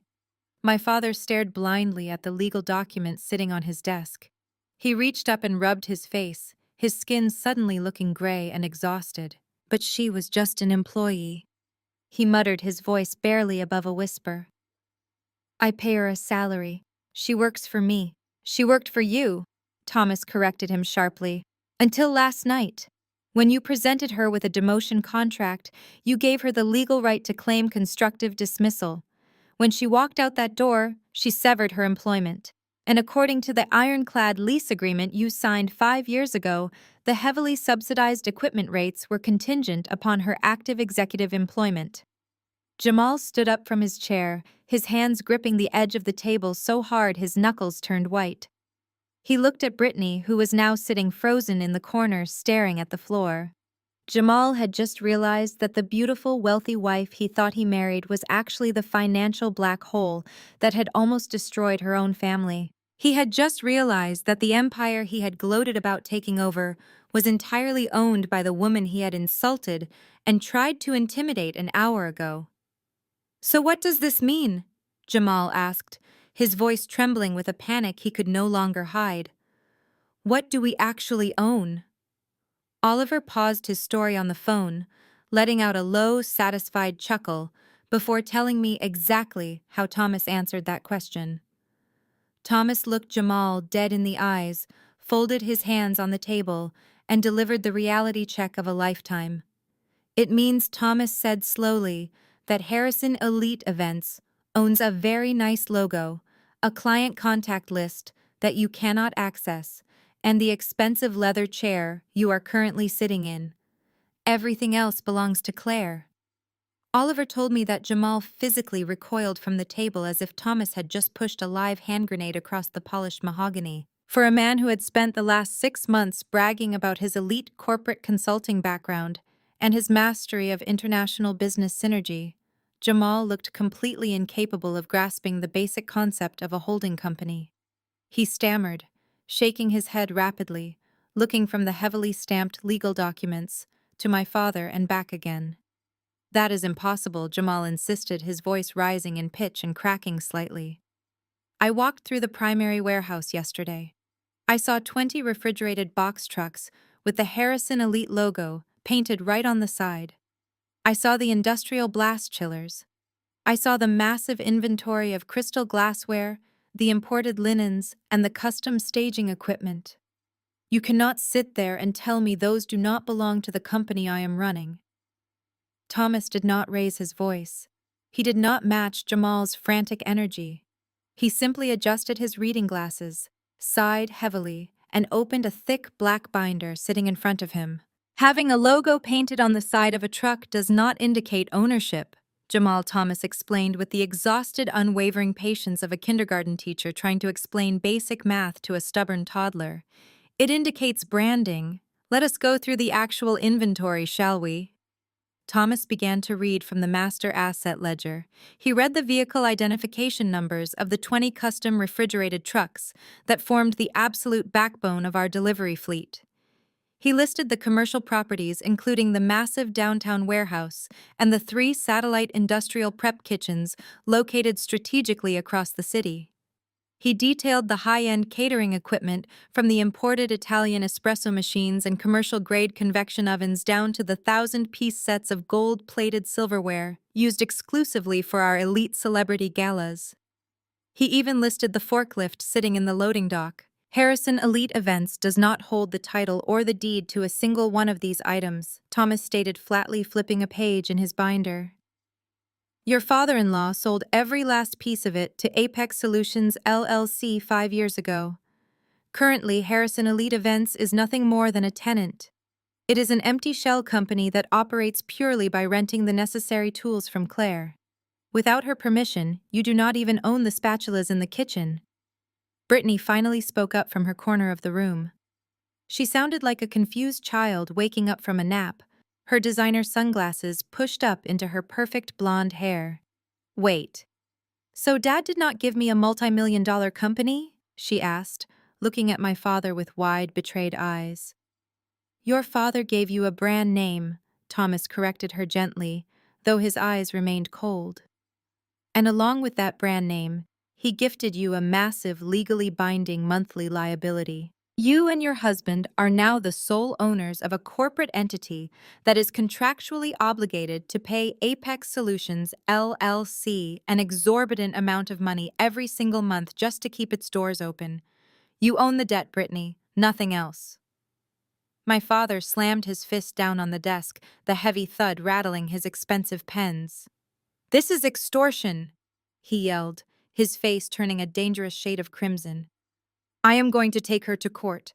I will tell the judge she manipulated the paperwork behind my back while I was busy running the big picture. Richard, you brought this paperwork to me yourself, Thomas fired back, finally losing a fraction of his calm demeanor. You brought it to me 5 years ago. You signed every single page in front of a notary in this exact room. You were absolutely thrilled to get the sudden cash injection to cover up Brittany's European debts before the board found out. You cannot claim extortion just because you were too arrogant to read the name of your own savior. You signed away the physical assets to save your pride. Oliver chimed in on the conference call at that exact moment. He decided it was the perfect time to introduce the fatal blow to their already crumbling reality. Oliver cleared his throat, his sharp, articulate voice projecting clearly through the speakerphone sitting in the center of the table. If I may direct your attention to Section 4, Paragraph B of the Master Lease Agreement, Oliver announced smoothly. Jamal frantically flipped through the pages to find the clause, his hands visibly shaking. You will notice that the incredibly generous monthly lease rate of $10,000 was explicitly contingent upon Claire Harrison maintaining her executive role within Harrison Elite Events, Oliver continued. It was a family discount. It was structured as an employee benefit to ensure the company could afford to stay afloat while recovering from its previous financial crisis. Jamal read the paragraph, his eyes scanning the dense legal jargon. He looked up, his face slick with a cold sweat. And since she quit this morning, since you constructively dismissed her by offering a severe demotion without cause, Oliver corrected sharply, that contingency is entirely null and void. The heavily subsidized lease automatically and immediately reverts to fair market value, which, given the current commercial real estate and specialized equipment rental markets in this city, brings your new monthly payment to exactly $85,000. Brittany let out a loud gasp, covering her mouth with both hands. $85,000 a month. That was more than the company netted in pure profit during our slowest winter seasons. Jamal dropped the paperwork back onto the table as if it had burned his fingers. He stared at the pages, completely paralyzed. We cannot pay that. Jamal blurted out the reality of his new empire, finally crushing his ego completely. The corporate operating accounts do not have that kind of liquid cash available. The staff payroll is due on Friday. The massive vendor deposits for the tech gala need to go out today. We do not have $85,000 sitting around to pay rent to my sister-in-law. That is highly unfortunate for your new administration, Oliver replied through the speakerphone, his tone completely devoid of any sympathy. Because, as I am sure you are aware, rent was due on the 1st of the month. Claire graciously extended a grace period, which expired exactly at 9 o'clock this morning. You missed your payment. You are currently in formal default. My father sank back into his heavy leather chair, staring blindly at the ceiling. The illusion of his power, the dynasty he thought he controlled and could hand away on a whim, was completely shattered. He had handed his golden child a ticking time bomb, and I had just detonated it from the comfort of my own kitchen. What happens now? Brittany asked, her voice shaking violently. Her manicured hands gripped the armrests of her chair. What happens if we do not pay her the money today? Thomas closed his black binder with a heavy final thud that echoed in the silent room. If you do not wire the full $85,000 to the Apex Solutions holding account immediately, Claire has the absolute legal right to protect her investments, he explained, looking directly at Jamal. Jamal swallowed hard, completely speechless. She can send commercial tow trucks to repossess the entire delivery fleet. Thomas continued relentlessly. She can remotely change the digital passcodes on the warehouse bays, locking your staff out of the building. She can place physical padlocks on the doors of the commercial kitchens. If you miss this payment, you lose every single piece of equipment you need to run this business. You will not be able to cater a backyard barbecue, let alone a $1 million tech gala for a billionaire client in 3 days. Oliver let the terrifying reality hang in the air for a long moment before delivering my final message. My client expects the full payment wired by close of business today, Oliver stated coolly. If the funds are not received, the eviction protocols will commence immediately. Good luck with your new roles, gentlemen. Oliver disconnected the call, leaving my family sitting in a silent room filled entirely with the wreckage of their own terrible decisions. I sat in my home office watching the digital clock on my computer screen slowly tick toward the close of business. 5 o'clock came and went. I refreshed the secure portal for the Apex Solutions holding account. The balance remained exactly the same. There was no wire transfer. There was no partial payment. There was not even a panicked email asking for an extension. My father had chosen to let his ego pilot the ship directly into the rocks. I learned the details of his massive meltdown later that evening when Oliver called me with his daily update. After Thomas had laid out the absolute undeniable reality of their situation, any rational business owner would have immediately sought a compromise. A smart man would have picked up the phone, called his daughter, and begged for a negotiation. But my father was not a smart man when his pride was threatened. He was a narcissist who had just been publicly humiliated by the one person he believed was beneath his respect. According to Oliver, my father did not wire the money because his brain simply refused to accept that he had been outsmarted.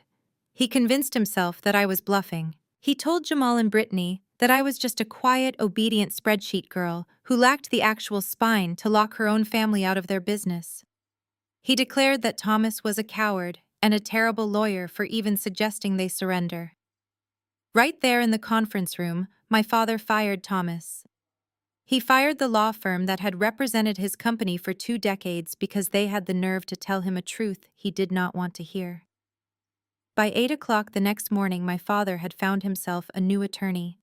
He hired a man named Gregory, a sleazy, cutthroat litigator known around the city for using aggressive intimidation tactics and filing frivolous lawsuits to bleed his opponents dry. Gregory was a bulldog who did not care about the actual law as long as the retainer check cleared. Gregory did exactly what my father paid him to do. He went on the offensive. At exactly 9 in the morning, a courier arrived at my condo building and handed the concierge a thick manila envelope addressed to me. I brought it upstairs, poured myself a fresh cup of coffee, and opened it. It was a formal cease and desist letter, accompanied by a draft of a massive civil lawsuit they were threatening to file against me by the end of the week. I read through the documents while leaning against my kitchen counter. It was a masterpiece of absolute fiction. Gregory had drafted a lawsuit accusing me of corporate fraud, grand larceny, and gross embezzlement. The narrative they spun was entirely delusional. They claimed that I had secretly siphoned millions of dollars from the Harrison elite operating accounts over the last 5 years, illegally funneling the money into a shadow corporation. They accused me of forging my father's signature on the master lease agreements while he was recovering from a minor surgery. They even included a bizarre claim that I had maliciously orchestrated the entire scenario specifically to cause intentional emotional distress to Brittany on the day of her new career launch. The demand at the end of the letter was laughable. They demanded that I immediately transfer 100% ownership of Apex Solutions, LLC, to Jamal, surrender all equipment titles without compensation, and pay them $500,000 in punitive damages. If I did not comply within 24 hours, they promised to take the documents to the district attorney and have me criminally indicted for fraud.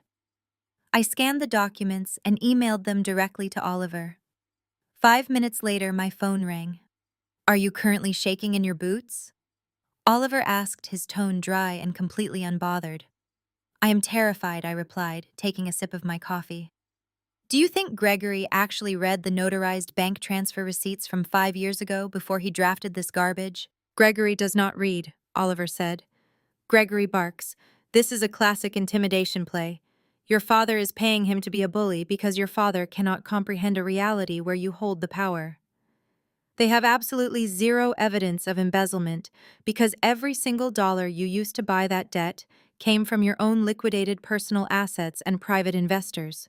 Your father signed those lease agreements in front of 3 witnesses and a state notary. This lawsuit will be thrown out of court the second a judge looks at the filing dates. So we let them file it?" I asked.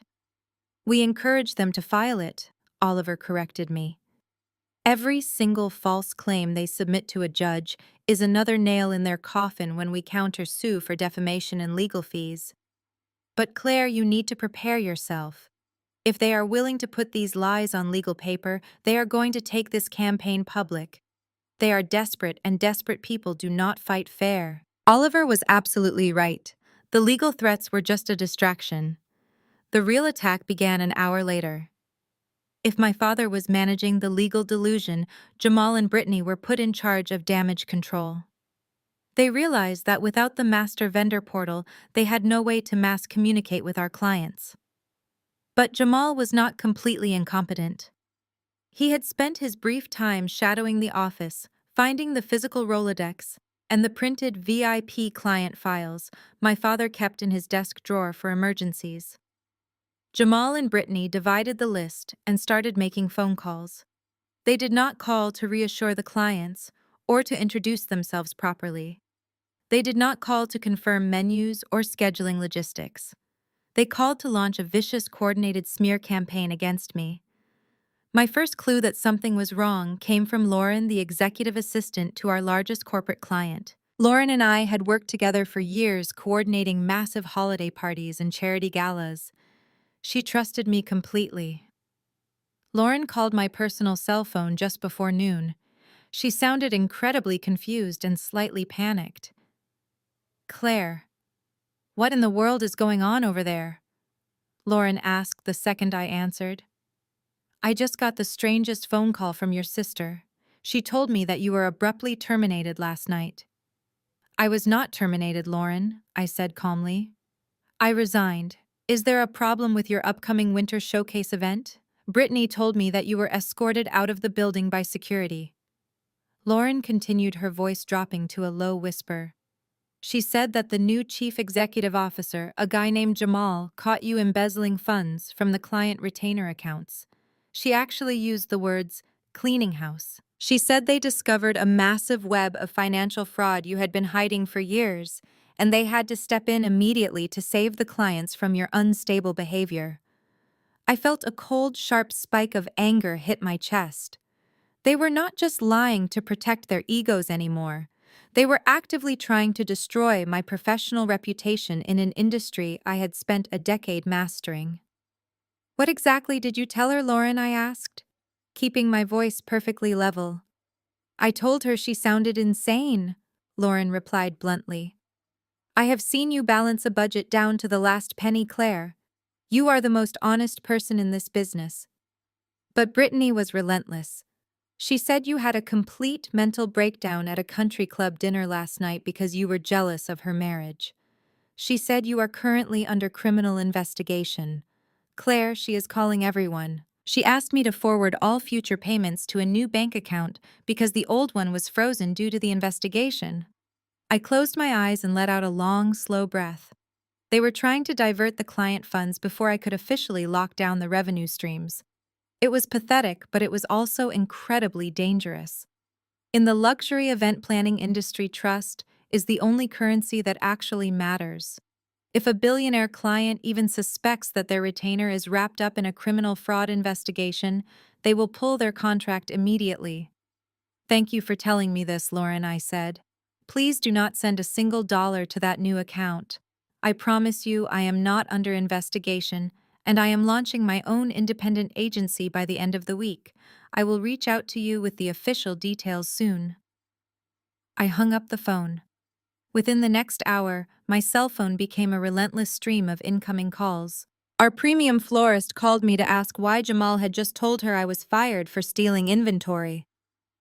The head of our temporary staffing agency called furious and confused because my father had personally told him I ran off with the payroll funds. Brittany even called the manager of the downtown hotel ballroom we used for major events, claiming I was suffering from a severe psychological episode and that I was not allowed anywhere near the premises. They were burning the forest down just to smoke me out.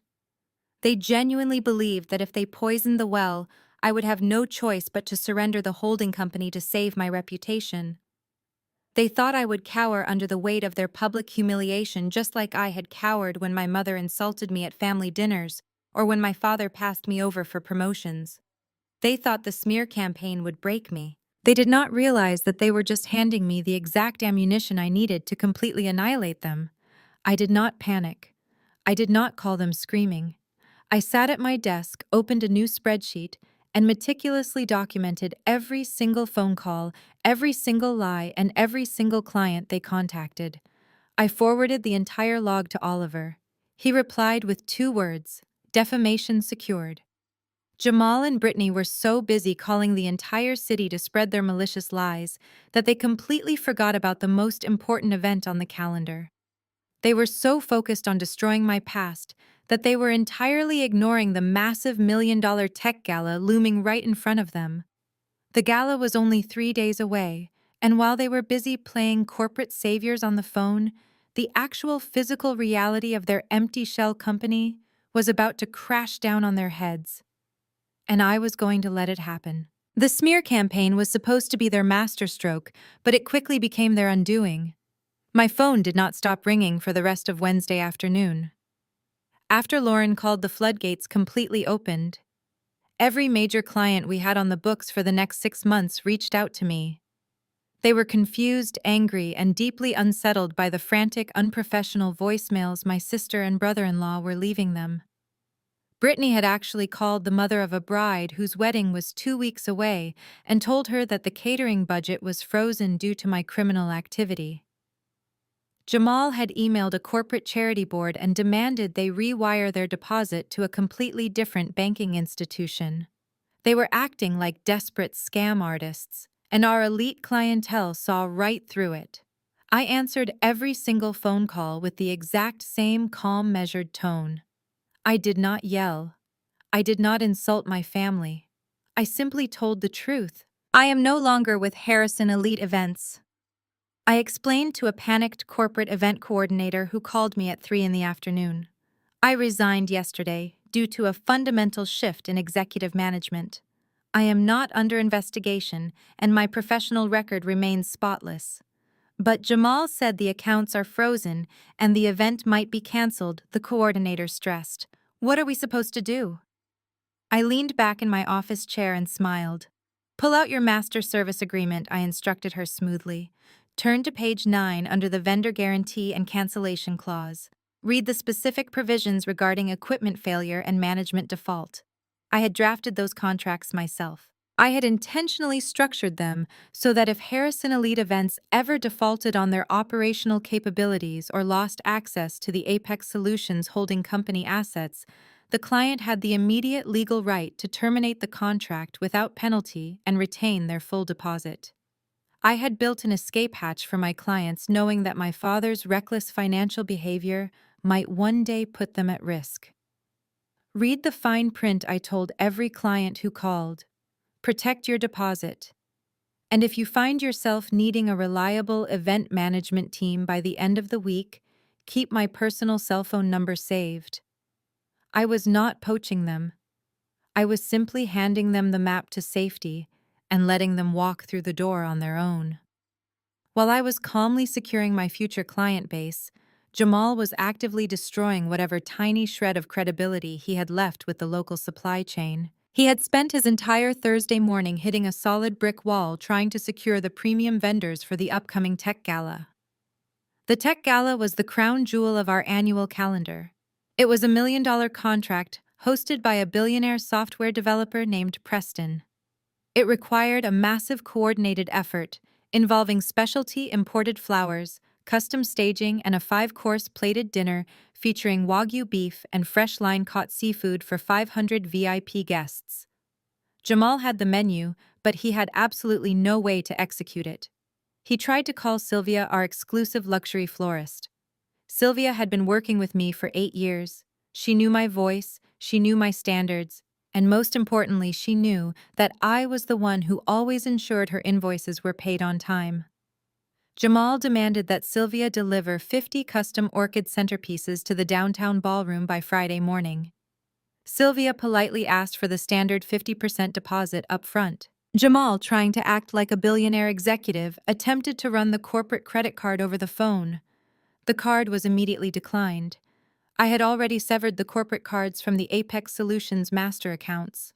The only funds Harrison Elite had left were the dwindling reserves in their primary operating account, which were currently frozen by the bank due to the sudden chaotic attempts Jamal was making to reroute client deposits. Jamal panicked. He promised Sylvia he would pay her double her normal rate if she just delivered the flowers on credit. Sylvia laughed at him and hung up the phone. Next, he tried to secure the food.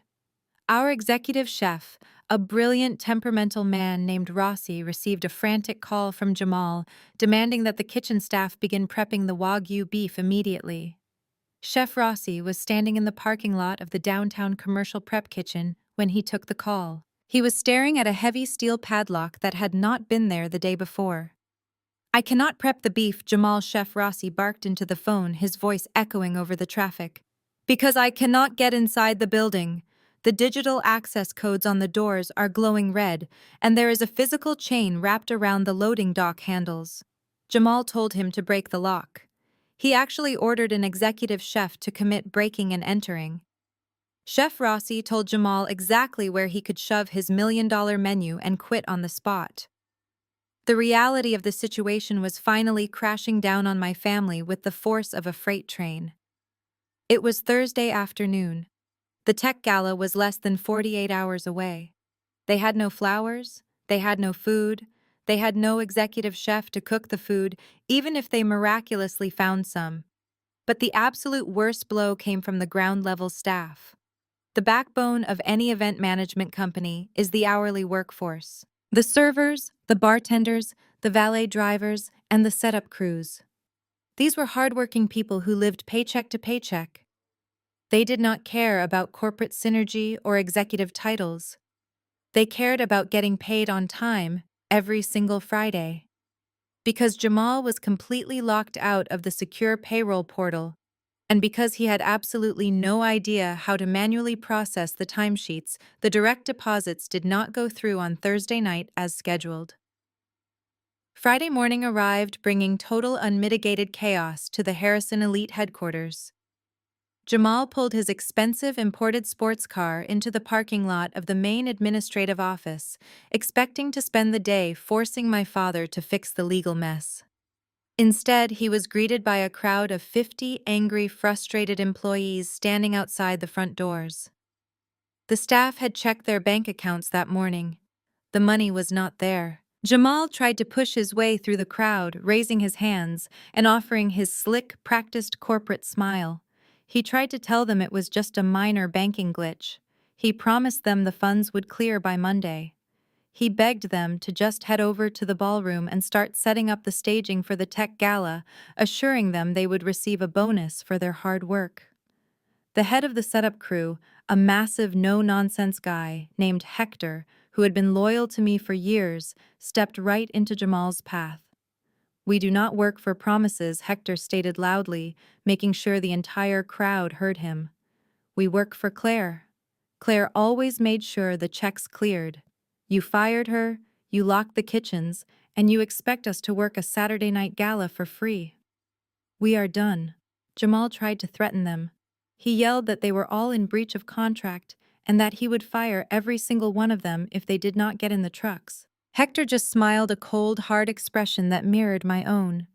"We cannot get in the trucks," Hector replied. "The keys are missing, the GPS immobilizers are activated, and the warehouse gates are padlocked. You do not have a company for us to work for." Hector turned around and walked away. One by one, the entire staff followed him. They got into their cars and drove off, leaving Jamal standing completely alone in the parking lot of an empire that was evaporating right before his eyes. Inside the corner office, my father was staring out the window, watching the workforce abandon him. His phone was ringing incessantly. It was Preston, the billionaire tech client, calling to demand an update on the gala logistics. My father did not answer the phone. He could not answer it. He had absolutely nothing to say. They had less than 30 hours until the biggest event of the year. They had an empty shell of a company, a mountain of debt, and a client who could destroy them in the press with a single tweet. The trap I had set was fully sprung, and there was absolutely no way out. All they could do now was wait for the total public humiliation that I was actively preparing to deliver. By the time Friday evening arrived, the sun was setting over the city, casting long, peaceful shadows across the hardwood floors of my condo. I was sitting at my kitchen island with a fresh cup of tea, reviewing the final incorporation documents for my own independent event management agency. The silence in my apartment was beautiful. It was the sound of complete control. Then the security buzzer next to my front door rang, shattering the quiet. I walked over to the digital monitor mounted on the wall and pressed the camera button. Standing in the lobby downstairs was my mother, Susan. But she did not look like the impeccably groomed, fiercely critical woman who had hissed at me across the country club table just 3 days ago. She looked completely disheveled. Her signature blonde bob was flattened on one side, she was not wearing her usual pearl necklace, and she had a crumpled tissue pressed against her face. She was speaking frantically to the young concierge, who looked incredibly uncomfortable as he dialed my unit. I picked up the intercom receiver. "Send her up," I told the concierge. I knew exactly what this was. I had spent 35 years studying the emotional warfare of Susan Harrison. When anger failed, when intimidation collapsed, and when the legal threats blew up in their faces, my mother always deployed her ultimate weapon. She played the helpless, loving victim. I did not panic. I simply reached into the pocket of my cardigan, pulled out my cell phone, opened the voice memo application, and pressed the bright red record button. I slipped the phone back into my pocket, making sure the microphone was unobstructed, and walked over to the front door. A moment later, a soft, pathetic knock echoed in the hallway. I unlatched the deadbolt and pulled the door open, but I stood squarely in the center of the threshold, physically blocking her from stepping inside my sanctuary. "Oh, Claire," my mother sobbed the second she saw me. She reached out with both hands, trying to grab my arms and pull me into a hug. I took a deliberate half-step backward, keeping my arms crossed firmly over my chest. Her hands fell empty to her sides. "We can speak right here in the hallway, Susan," I said. My voice was completely flat, entirely devoid of the daughterly warmth she was desperately trying to extract from me. She flinched visibly at the use of her first name. "Susan," she repeated, her voice trembling with manufactured heartbreak. "I am your mother. Why are you being so incredibly cold to me? I know you are hurt, sweetie. I know things got out of hand at the dinner, but you have to let me explain." She did not wait for me to invite her to explain. She launched directly into the performance of a lifetime. Tears spilled over her eyelashes, ruining her expensive mascara. She leaned against the doorframe, making herself look physically weak and exhausted. "It has been a complete nightmare, Claire," she cried, wiping her face with the crumpled tissue. "Your father has not slept in 2 days. His blood pressure is dangerously high. Jamal is sitting in the corner office having a literal panic attack because the staff walked out this morning. We are going to lose absolutely everything. Preston is threatening to sue us for millions if the tech gala does not happen tomorrow night." I watched her cry. When I was a teenager, those tears would have crushed me. I would have dropped everything, apologized for things I did not do, and worked myself to the bone just to make her smile again. I used to crave her approval so deeply that I willingly allowed myself to be used as a human shield for Brittany's mistakes. But standing there now, looking at the woman who had happily watched my father hand my life's work to a stranger, I felt absolutely nothing. The emotional strings she used to pull had been completely severed. "I know your father was harsh," my mother pleaded, her voice rising in desperate volume. "I know Jamal was arrogant. But they are just men with too much pride. They did not mean to push you out. We need you, Claire. You are the only one who knows how to fix this. You have the codes to the warehouse. You know how to talk to the vendors." She took a shaky breath and looked up at me with wide, pleading eyes. "Please, sweetie, I am begging you as your mother. Unlock the commercial kitchens, call the staff and tell them to come back. You can have whatever title you want. You can have double your old salary. Just save the family name one last time. Save us, please. Save us." I let her words hang in the quiet hallway. I looked at her tear-stained face, absorbing the sheer, breathtaking hypocrisy of her request. "Save the family name," I repeated slowly, letting the syllables roll off my tongue. "The same family name that Jamal and Brittany dragged through the mud all day yesterday." My mother stiffened slightly, the tissue freezing near her cheek. "Do not pretend you do not know about it, Susan," I continued, my voice hardening into a sharp, unforgiving edge. "Your new chief executive officer and your golden child spent 12 hours calling every single premium client on my roster. They told them I was escorted out of the building for stealing money. They told them I had a psychological breakdown. They tried to steal the client deposits and reroute them to a new bank account. And when that did not work, your husband hired a cutthroat lawyer to threaten me with bogus criminal fraud charges. They were just scared," My mother blurted out, her tone shifting instantly from weeping victim to defensive enabler. Your father was terrified of losing his legacy. You backed him into a corner with those ridiculous lease agreements. You forced him to defend himself. I did not back him into a corner, I replied firmly, refusing to let her rewrite history. I bought the corner he painted himself into when he illegally drained the company accounts to pay for Brittany's lavish European vacation. I bought the debt, I saved the company, and I charged him a subsidized rent out of the goodness of my heart. He chose to throw that away because his ego was more important than his business. But we are family, she wailed, trying to grab my hand again. You cannot just destroy your own flesh and blood over a business disagreement. We are not a family, Susan, I said clearly, staring directly into her eyes. We are a toxic corporate hierarchy, where I did all the heavy lifting and Brittany collected all the rewards. I am officially resigning from my position as the scapegoat. The Harrison name means absolutely nothing to me anymore. Let the tech gala fail. Let the company go bankrupt. Let it all burn to the ground. The transformation was spectacular. The second my mother realized that her tears were not working, the mask slipped completely. The trembling vulnerability vanished. She dropped her hands to her sides and stood up perfectly straight. The manufactured tears dried up instantly, replaced by a look of pure, concentrated venom. You arrogant, ungrateful little wretch, she hissed, her voice dropping an octave and echoing sharply in the hallway.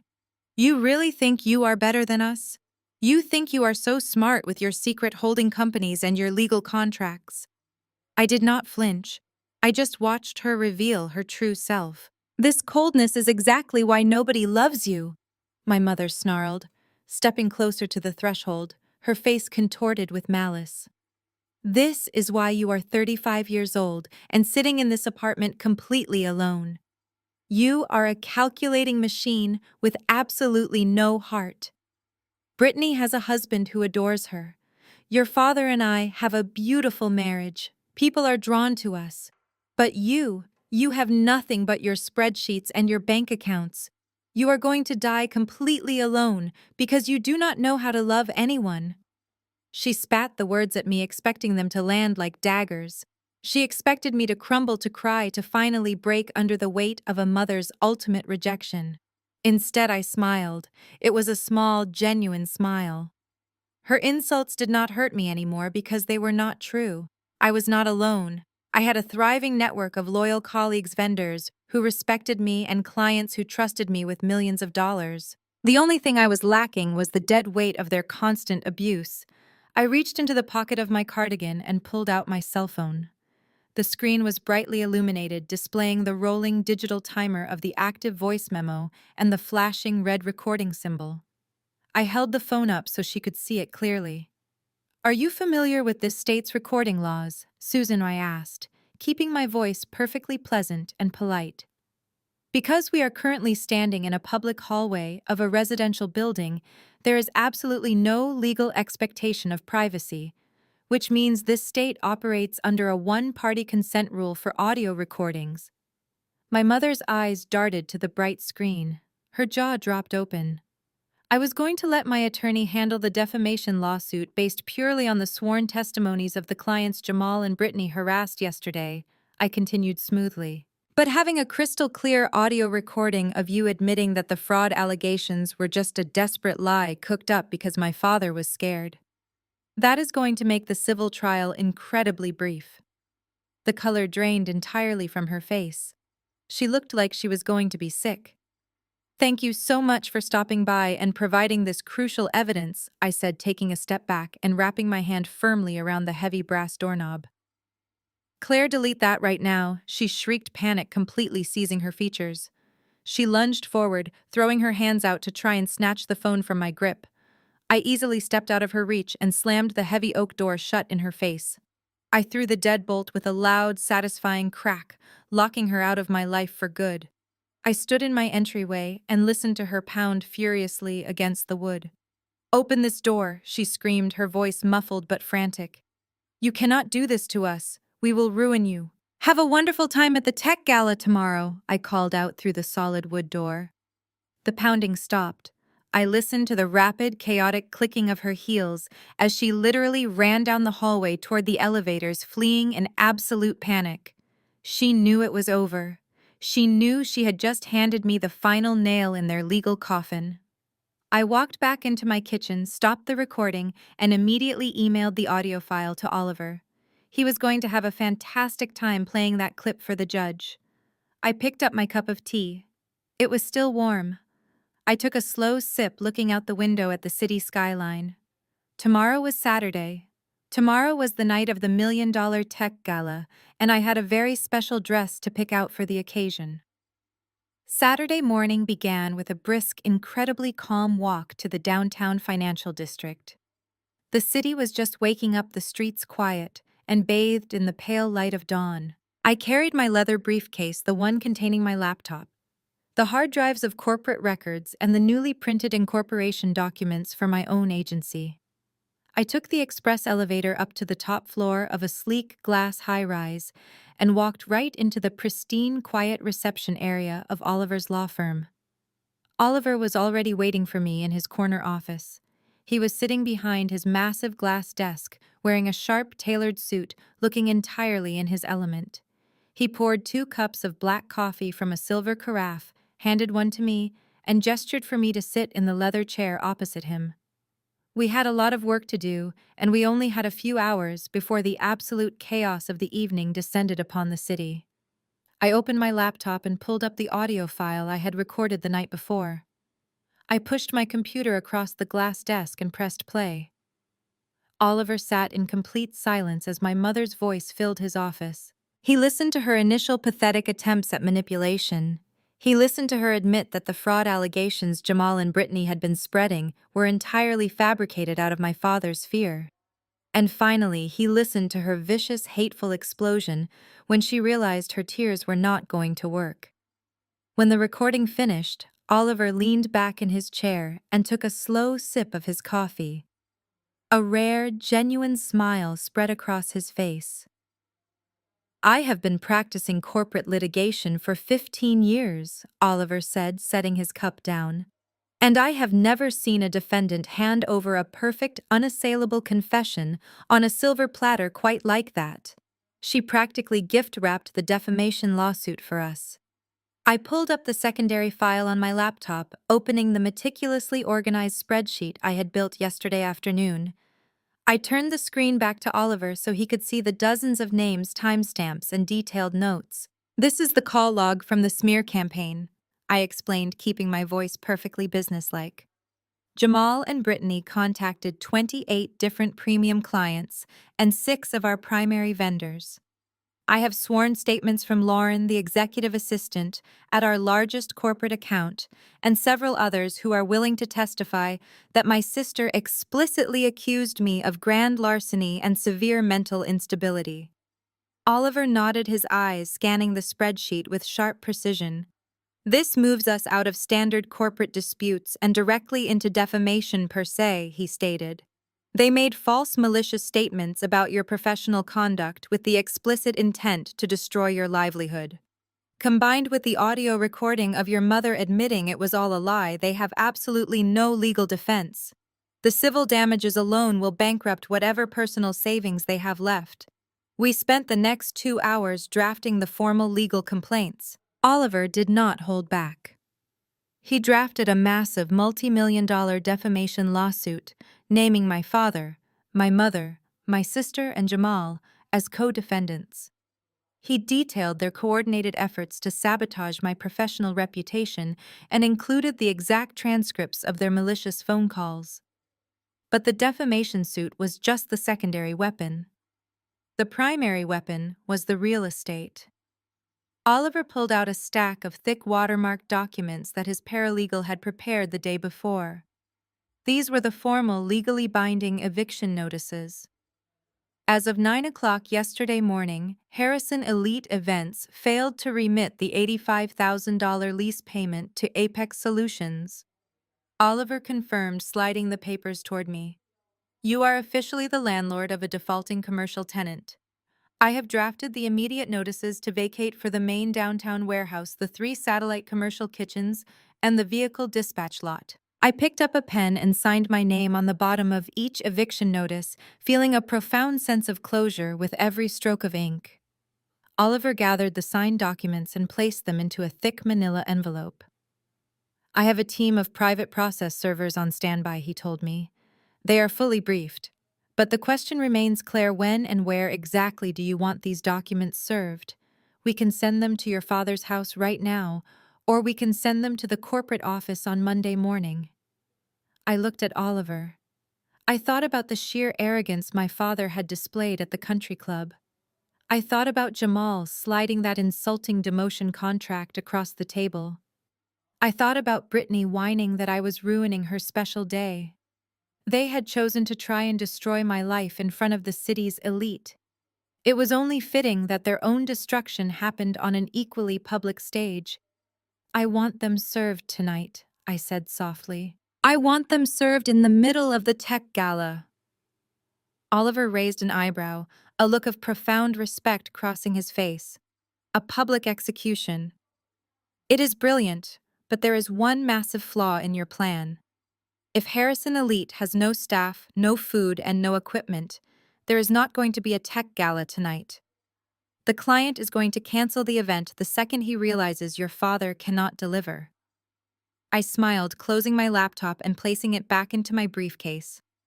That is true, I agreed. But Preston is not just any client. He is a billionaire software developer who absolutely despises failure, and he hates being embarrassed even more. The gala is happening tonight. It just will not be catered by Harrison Elite Events. I stood up, adjusting the lapels of my blazer. I have a meeting across town in 20 minutes, Oliver. Keep the process servers ready for 8 o'clock tonight. I will send you the address of the ballroom. I left the law firm and took a private car directly to the sleek, ultra-modern corporate headquarters of Preston's technology firm. I had called his private executive line on my way over, explaining that there was a critical time-sensitive emergency regarding his million-dollar charity gala. Preston did not tolerate delays or excuses, so he agreed to see me immediately. I was escorted into his massive glass-walled boardroom overlooking the city. Preston was a formidable man in his early 50s, wearing a simple black turtleneck, but projecting an aura of absolute authority. He was pacing near the window when I walked in. Claire, Preston said, turning to face me with a deep frown. Your father has not answered my calls since yesterday afternoon. My event planners are telling me that the Harrison Elite delivery trucks have not arrived at the ballroom for the staging setup. I have 500 VIP guests, including the governor, arriving in exactly 9 hours. Tell me right now what is going on. I did not sugarcoat the situation. I walked over to the conference table, opened my briefcase, and laid out the legal documents, proving the total financial collapse of my father's company. Harrison Elite Events is officially bankrupt. Preston, I said, keeping my tone perfectly calm and professional. My father handed the executive control of the company over to his son-in-law, a man with zero industry experience.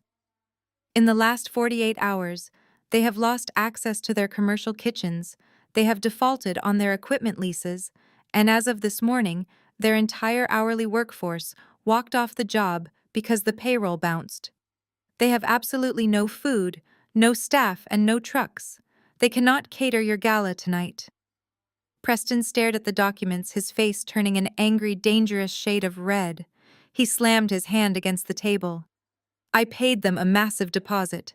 This event is the centerpiece of my philanthropic foundation. If those doors do not open tonight, I will sue your father into absolute oblivion. I will completely destroy him. You do not have to sue anyone, Preston, I replied smoothly. And your guests will never know there was a problem. Because I did not come here just to deliver bad news. I came here with the solution. Preston stopped pacing and looked at me, his eyes narrowing with sharp curiosity. What are you talking about? I reached back into my briefcase and pulled out a pristine, legally binding master service agreement. It was branded with the crisp, modern logo of my newly formed holding company, Apex Elite Catering. I resigned from my father's company on Tuesday night. I explained, sliding the new contract across the table. But I own the physical equipment. I own the commercial kitchens. I control the delivery fleet. Over the last 24 hours, I have personally rehired every single member of the original setup crew and waitstaff. They are currently standing by on full pay waiting for my signal. I have Chef Rossi in my private kitchen, and he has already secured the Wagyu beef and the imported seafood through my personal vendor accounts. Preston picked up the contract, his eyes scanning the terms rapidly. If you sign this contract with my new agency right now, I continued, my voice unwavering. I will absorb your original deposit as a professional courtesy. The trucks will be at the ballroom in 20 minutes. The food will be perfect. The service will be flawless. You will get the exact $1 million gala you paid for, managed by the exact same woman who has successfully run your events for the last 5 years. Preston looked at me, then looked back at the contract. The anger drained from his face, replaced by a look of deep, calculating respect.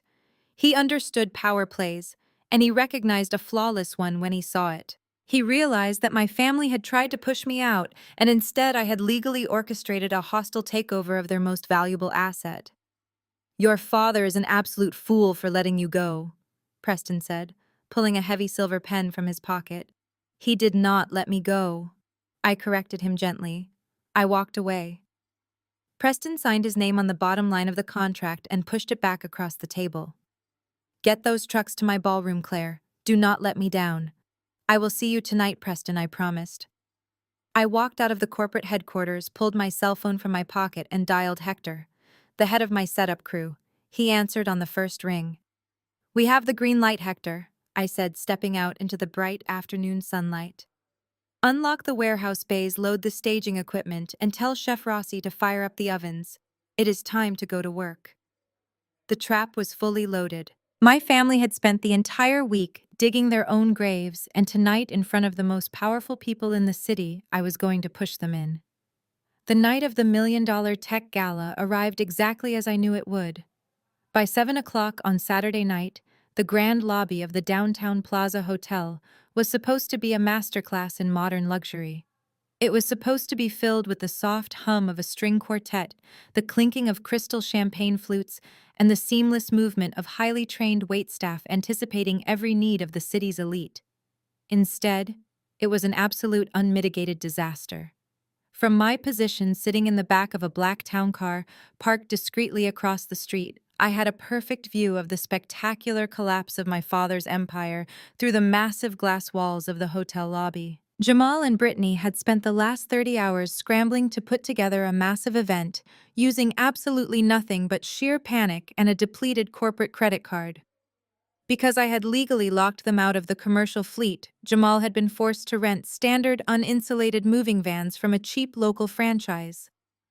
2 of those white cargo vans were currently broken down in the VIP loading zone, leaking dark oil onto the pristine cobblestone driveway. Without Chef Rossi and access to our wholesale luxury suppliers, the food was a catastrophic failure. Jamal had ordered massive quantities of pre-cooked frozen meals from a discount restaurant supply warehouse. He tried to have it heated in the hotel's staging area using cheap cans of chafing gel. I could practically smell the burning aluminum and stale pasta from across the street. It was an insult to the 500 billionaires, tech investors, and politicians who were currently arriving in their luxury vehicles only to be greeted by the sight of total amateur incompetence. But the most devastating blow to Jamal's grand debut was the waitstaff. Because my dedicated team had walked off the job that morning after their paychecks bounced, Jamal had resorted to hiring random gig workers off an internet job board. He offered them cash under the table. But gig workers are smart. When they arrived at the hotel and saw the absolute chaos, the broken vans and the sweating, frantic man claiming to be the chief executive officer who refused to pay them up front, they did what any rational person would do. They walked out. I watched through the tinted window of my car as a group of 20 untrained servers threw their cheap black aprons onto the lobby floor and walked right out the front doors, leaving Jamal completely abandoned, just as the first wave of VIP guests began filtering into the venue. Inside the lobby, the tension had reached a boiling point. Preston, the billionaire software developer hosting the gala, was standing near the grand staircase. He was surrounded by his own private security team, and his foundation's board of directors. Preston was a man who planned everything down to the exact second, and he was currently watching his reputation burn to the ground. My father, Richard, was standing in front of Preston. His expensive tuxedo was wrinkled. His face was a mask of sheer terrified desperation. He was waving his hands frantically, trying to explain away the smoke coming from the staging area and the lack of champagne at the greeting tables. Jamal was standing right next to my father, frantically swiping at his cell phone, his slick corporate persona entirely shattered. He looked like a man who was about to physically faint. I watched Preston lean forward, his face inches from my father's. I could not hear the words through the thick glass, but I did not need to. Preston was screaming. He was systematically tearing my father apart. He was pointing at the broken-down moving vans outside, pointing at the empty tables, and threatening to drag the Harrison family name through the press so thoroughly that they would never be able to cater a child's birthday party again. My father looked completely broken. He turned to Jamal, his face red with fury, clearly demanding an explanation. Jamal, desperate to save his own skin, did exactly what cowards always do. He pointed his finger away from himself. I could read his lips perfectly from across the street. He was blaming me. He was telling Preston that his disgruntled, unstable sister-in-law had sabotaged the event at the last minute. He was spinning the exact same malicious lie he had been peddling to my clients all week. Jamal actually thought the lie was going to work. He thought he could use my name as a shield to protect his own massive incompetence. He had no idea that Preston and I had already had a very long, very productive conversation earlier that afternoon.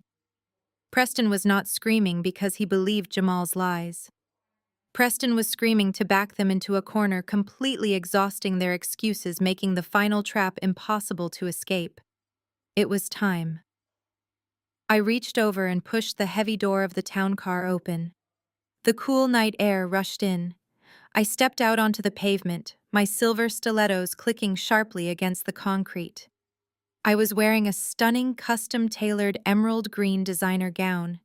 It was sharp, elegant, and radiated absolute power. The deep jewel tones stood out brilliantly against the chaotic backdrop of the night.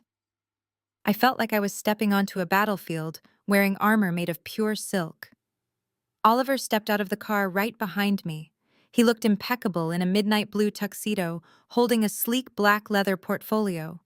Flanking us on either side were two massive men in dark, perfectly fitted suits. They were the private process servers Oliver had hired. They did not look like lawyers. They looked like professional enforcers holding thick manila envelopes that contained the absolute destruction of my family's financial future.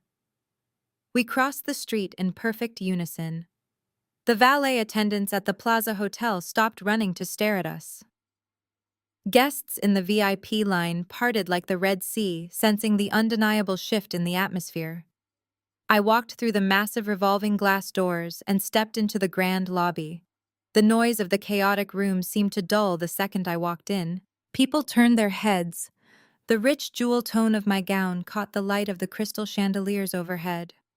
I kept my posture perfectly straight, my shoulders pulled back, my chin held high.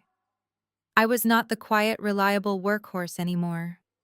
I was the owner of the empire they had tried to steal, and I had come to collect my debts. My father spotted me almost immediately. His eyes widened in shock, then instantly narrowed into a look of desperate, controlling fury. He thought I had finally caved. He thought I had come to save him from Preston's wrath, just like I had always done in the past. Claire. My father barked, his voice echoing over the confused murmurs of the guests. His tone was sharp, commanding, filled with the arrogant assumption that I still belonged to him. Get over here right now. Fix the staging area. Tell Preston we had a logistical error and get the backup staff on the floor. I did not even look at him. I did not slow my pace. I completely ignored the man who had spent 35 years making me feel completely invisible. I walked right past my father, the skirt of my emerald gown sweeping gracefully against the polished marble floor. I walked right past Jamal, who was staring at me with his mouth slightly open, a look of profound dread washing over his sweating face. I stopped directly in front of Preston.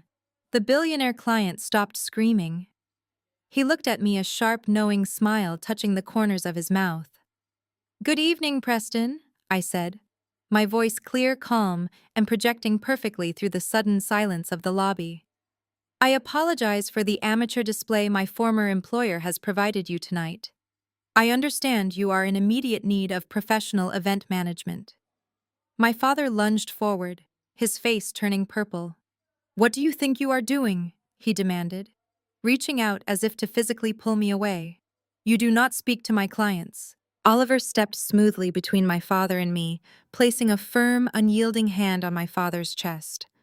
Do not take another step toward my client. Richard Oliver warned, his voice deadly quiet. I kept my eyes entirely focused on Preston. I reached into Oliver's portfolio and pulled out the pristine formal contract we had discussed earlier that day. It was the final venue release and assumption of liability printed on heavy stock paper with the bold Apex Elite Catering logo at the top. As we discussed Preston, I said, holding the document out to him, this contract immediately terminates Harrison Elite Events from the premises due to critical operational default. It officially transfers the management of this gala to my agency. Jamal let out a frantic, high-pitched laugh. You cannot do that, he shouted, looking wildly around the room. You cannot just steal our contract. You do not even have any food. I did not look at Jamal. I simply raised my right hand, held it up in the air, and snapped my fingers. The sound echoed sharply in the quiet lobby. Right on cue, a deep, synchronized rumble shook the cobblestone driveway outside. Through the massive glass walls of the lobby, everyone watched as a fleet of 8 pristine, state-of-the-art refrigerated catering trucks pulled up to the curb. They were sleek matte black with the Apex Elite logo painted brilliantly in gold on the sides. They smoothly boxed in the broken-down moving vans Jamal had rented, completely dominating the space. The back doors of the trucks opened simultaneously.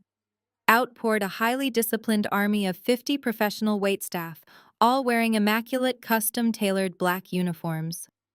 Hector was leading them, carrying silver trays and walkie-talkies. Behind them came Chef Rossi and his culinary team, rolling in massive heated staging carts, filled with the aroma of perfectly seared Wagyu beef, fresh truffles, and imported wine. It was a flawless, devastating display of absolute operational power. My team moved like a synchronized military unit, effortlessly sweeping past the chaotic mess Jamal had made. Preston looked out the window at the incredible rescue operation unfolding on his driveway. He looked back at me, his smile widening into an expression of profound satisfaction. He pulled the heavy silver pen from his pocket, placed the pristine contract against the marble wall of the lobby, and signed his name with a bold, aggressive flourish. He handed the signed contract back to me. The gala is yours, Claire Preston announced loudly, ensuring that every single VIP guest board member and reporter in the lobby heard him clearly. You just saved the night. My father stumbled backward, leaning heavily against the brass railing of the staircase. He looked at the signed contract in my hand, then out the window at my fully branded fleet of trucks. The reality of his absolute, undeniable defeat finally crushed the last remaining shred of his ego. I had not just taken his business, I had publicly humiliated him in front of the very society he worshipped. But the night was not over yet. Because while I had just rescued Preston's event, Oliver and the process servers still had a very important delivery to make to my family. As Hector and Chef Rossi orchestrated the seamless military-grade takeover of the Plaza Hotel lobby, the atmosphere shifted from panicked chaos to absolute awe. Waiters swept past my stunned father in perfect synchronization, carrying silver trays of perfectly chilled vintage champagne, offering them to the bewildered VIP guests who had just witnessed a corporate miracle. The crisis was officially over for Preston, but for my family, the absolute nightmare was just beginning. Oliver stepped forward, adjusting the cuffs of his midnight blue tuxedo. He looked at the 2 massive process servers standing silently behind us and gave them a single, barely perceptible nod. The men stepped past me, their heavy footsteps echoing sharply on the polished marble floor. They bypassed the grand staircase and walked directly toward my father Jamal and Brittany, who had just rushed back into the lobby after realizing the rented moving vans were being blocked and completely overshadowed by my massive fleet of trucks. Richard Harrison, the first server, said, his voice deep, resonant, and entirely devoid of emotion. He thrust a thick, heavy manila envelope directly into my father's chest. My father reflexively grabbed it, his hands shaking so violently he almost dropped it. "You have been served." Jamal, standing right next to him, tried to take a physical step back, trying to hide behind my father, but the second server was already there. Jamal, the server, said, pressing an identical heavy envelope into his sweating hands, "You have been served." Brittany let out a sharp, genuine shriek of fear as the first server turned his attention to her, holding out a third envelope. "Brittany Harrison, you have been served." My father ripped his envelope open, his eyes darting frantically over the heavy legal paper bearing the official seal of the state court. "What is this?" he demanded, looking wildly at Oliver. "What are you doing to my company?" Oliver stood tall, his posture relaxed but incredibly dominant. His voice projected clearly so that Preston, the board of directors, and the listening VIPs could hear every single word. "Those are immediate eviction notices for the downtown commercial warehouse, the 3 satellite prep kitchens, and the vehicle dispatch lot," Oliver explained smoothly. Since Harrison Elite Events failed to remit the required $85,000 lease payment to Apex Solutions by the expiration of the grace period yesterday morning, you are in total financial default. You have exactly 24 hours to remove any personal belongings from the premises before the locks are permanently changed and the contents are legally liquidated to cover your debts. Jamal tore open his own envelope, his face turning an angry, splotchy shade of red. He pulled out a massive stack of stapled documents. "This is a lawsuit," he shouted, his voice cracking loudly in the lobby. "Yes, it certainly is," Oliver replied, offering a cold, terrifying smile that did not reach his eyes. "That is a multi-million-dollar civil suit for defamation per se. We have sworn notarized affidavits from 28 different premium clients and vendors confirming that you and your wife maliciously spread false allegations of criminal fraud to destroy my client's professional reputation. Furthermore, we have a crystal-clear audio recording of your mother-in-law explicitly admitting that the entire narrative was a fabricated lie designed solely to cover up your financial incompetence. We will see you in court, Jamal." The color drained completely from Brittany's face. She dropped her envelope onto the marble floor as if the paper had physically burned her hands. "Mom told you," she whispered, looking at my father in absolute horror. Mom gave her a recording. My father looked like he was going to have a massive heart attack right there in the lobby of the Plaza Hotel. He looked at the devastating legal documents in his hands. He looked at Preston, who was watching the exchange with his arms crossed, and a look of absolute disgust. And finally he looked at me. "Claire, you cannot do this." My father pleaded, his booming, authoritative voice completely broken into a pathetic whimper. "We are your family. I am your father. You cannot throw us out on the street." I looked at him, feeling absolutely no pity, no guilt, and no sorrow. "You ceased being my father the exact moment you handed my decade of hard work to a stranger and expected me to smile, accept a demotion, and fetch his coffee. You made your choice, Richard. You chose your ego over your business, and you chose your golden child over your loyal daughter. Now you get to live with the consequences of those choices." Jamal, entirely unable to process the absolute undeniable destruction of his ego, completely lost his mind. He crumpled the defamation lawsuit in his hands and took an aggressive, threatening step toward me. "You set us up!" he screamed, his voice echoing violently through the lobby, drawing the attention of the state governor who had just walked through the revolving doors. "You planned this whole thing to make me look like a fool. You are nothing but a manipulative, bitter woman, and I am going to destroy you." Preston did not even let me open my mouth to respond. He snapped his fingers, signaling the massive private security team standing by the grand staircase. "Get these absolute clowns out of my hotel immediately," Preston ordered, his voice booming with unquestionable authority. And if they ever step foot near one of my events or properties again, call the police and have them arrested for trespassing. 4 heavily armed, massive security guards descended on my family in an instant. They grabbed Jamal by the arms, completely ignoring his frantic protests, his shouting, and his pathetic attempts to pull away. They flanked my father and Brittany physically, marching them across the lobby toward the revolving doors. It was the ultimate, devastating public humiliation. My father, a man who had spent his entire adult life obsessing over his flawless image, his expensive suits, and his status among the city's elite, was being frog-marched out of the Plaza Hotel like a common criminal. The VIP guests watched in stunned, absolute silence, whispering behind their hands as the Grand Harrison dynasty crumbled into dust right before their eyes. As they were shoved out the front doors and into the cool night air, they had to walk directly past my fleet of gleaming black catering trucks.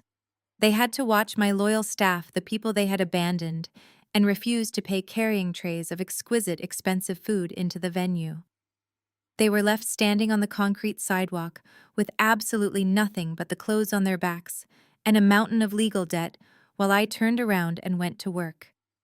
The tech gala was a massive, unprecedented success.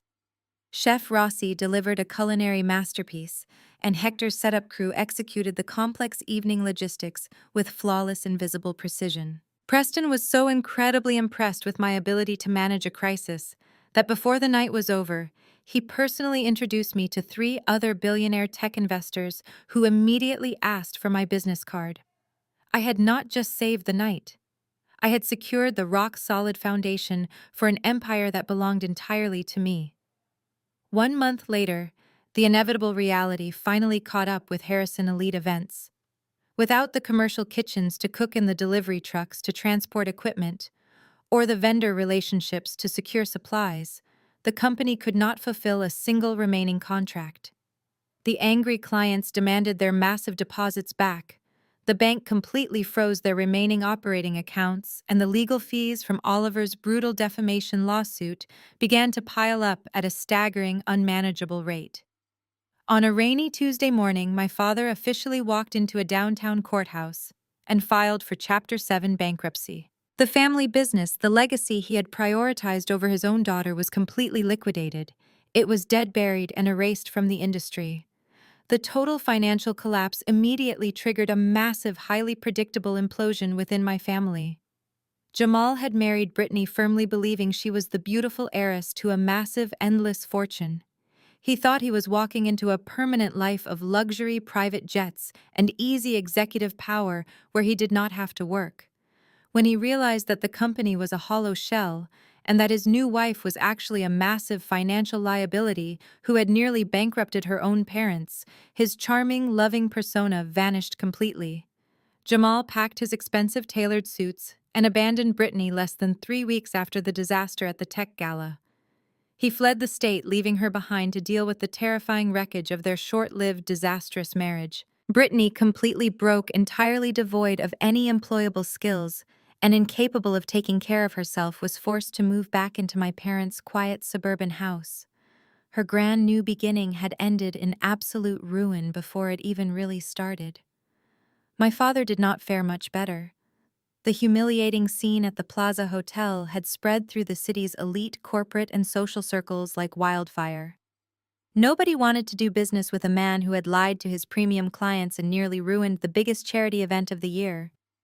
The board of directors at the Oak Ridge Country Club held a private, unanimous vote and officially revoked his membership, citing conduct unbecoming of a member.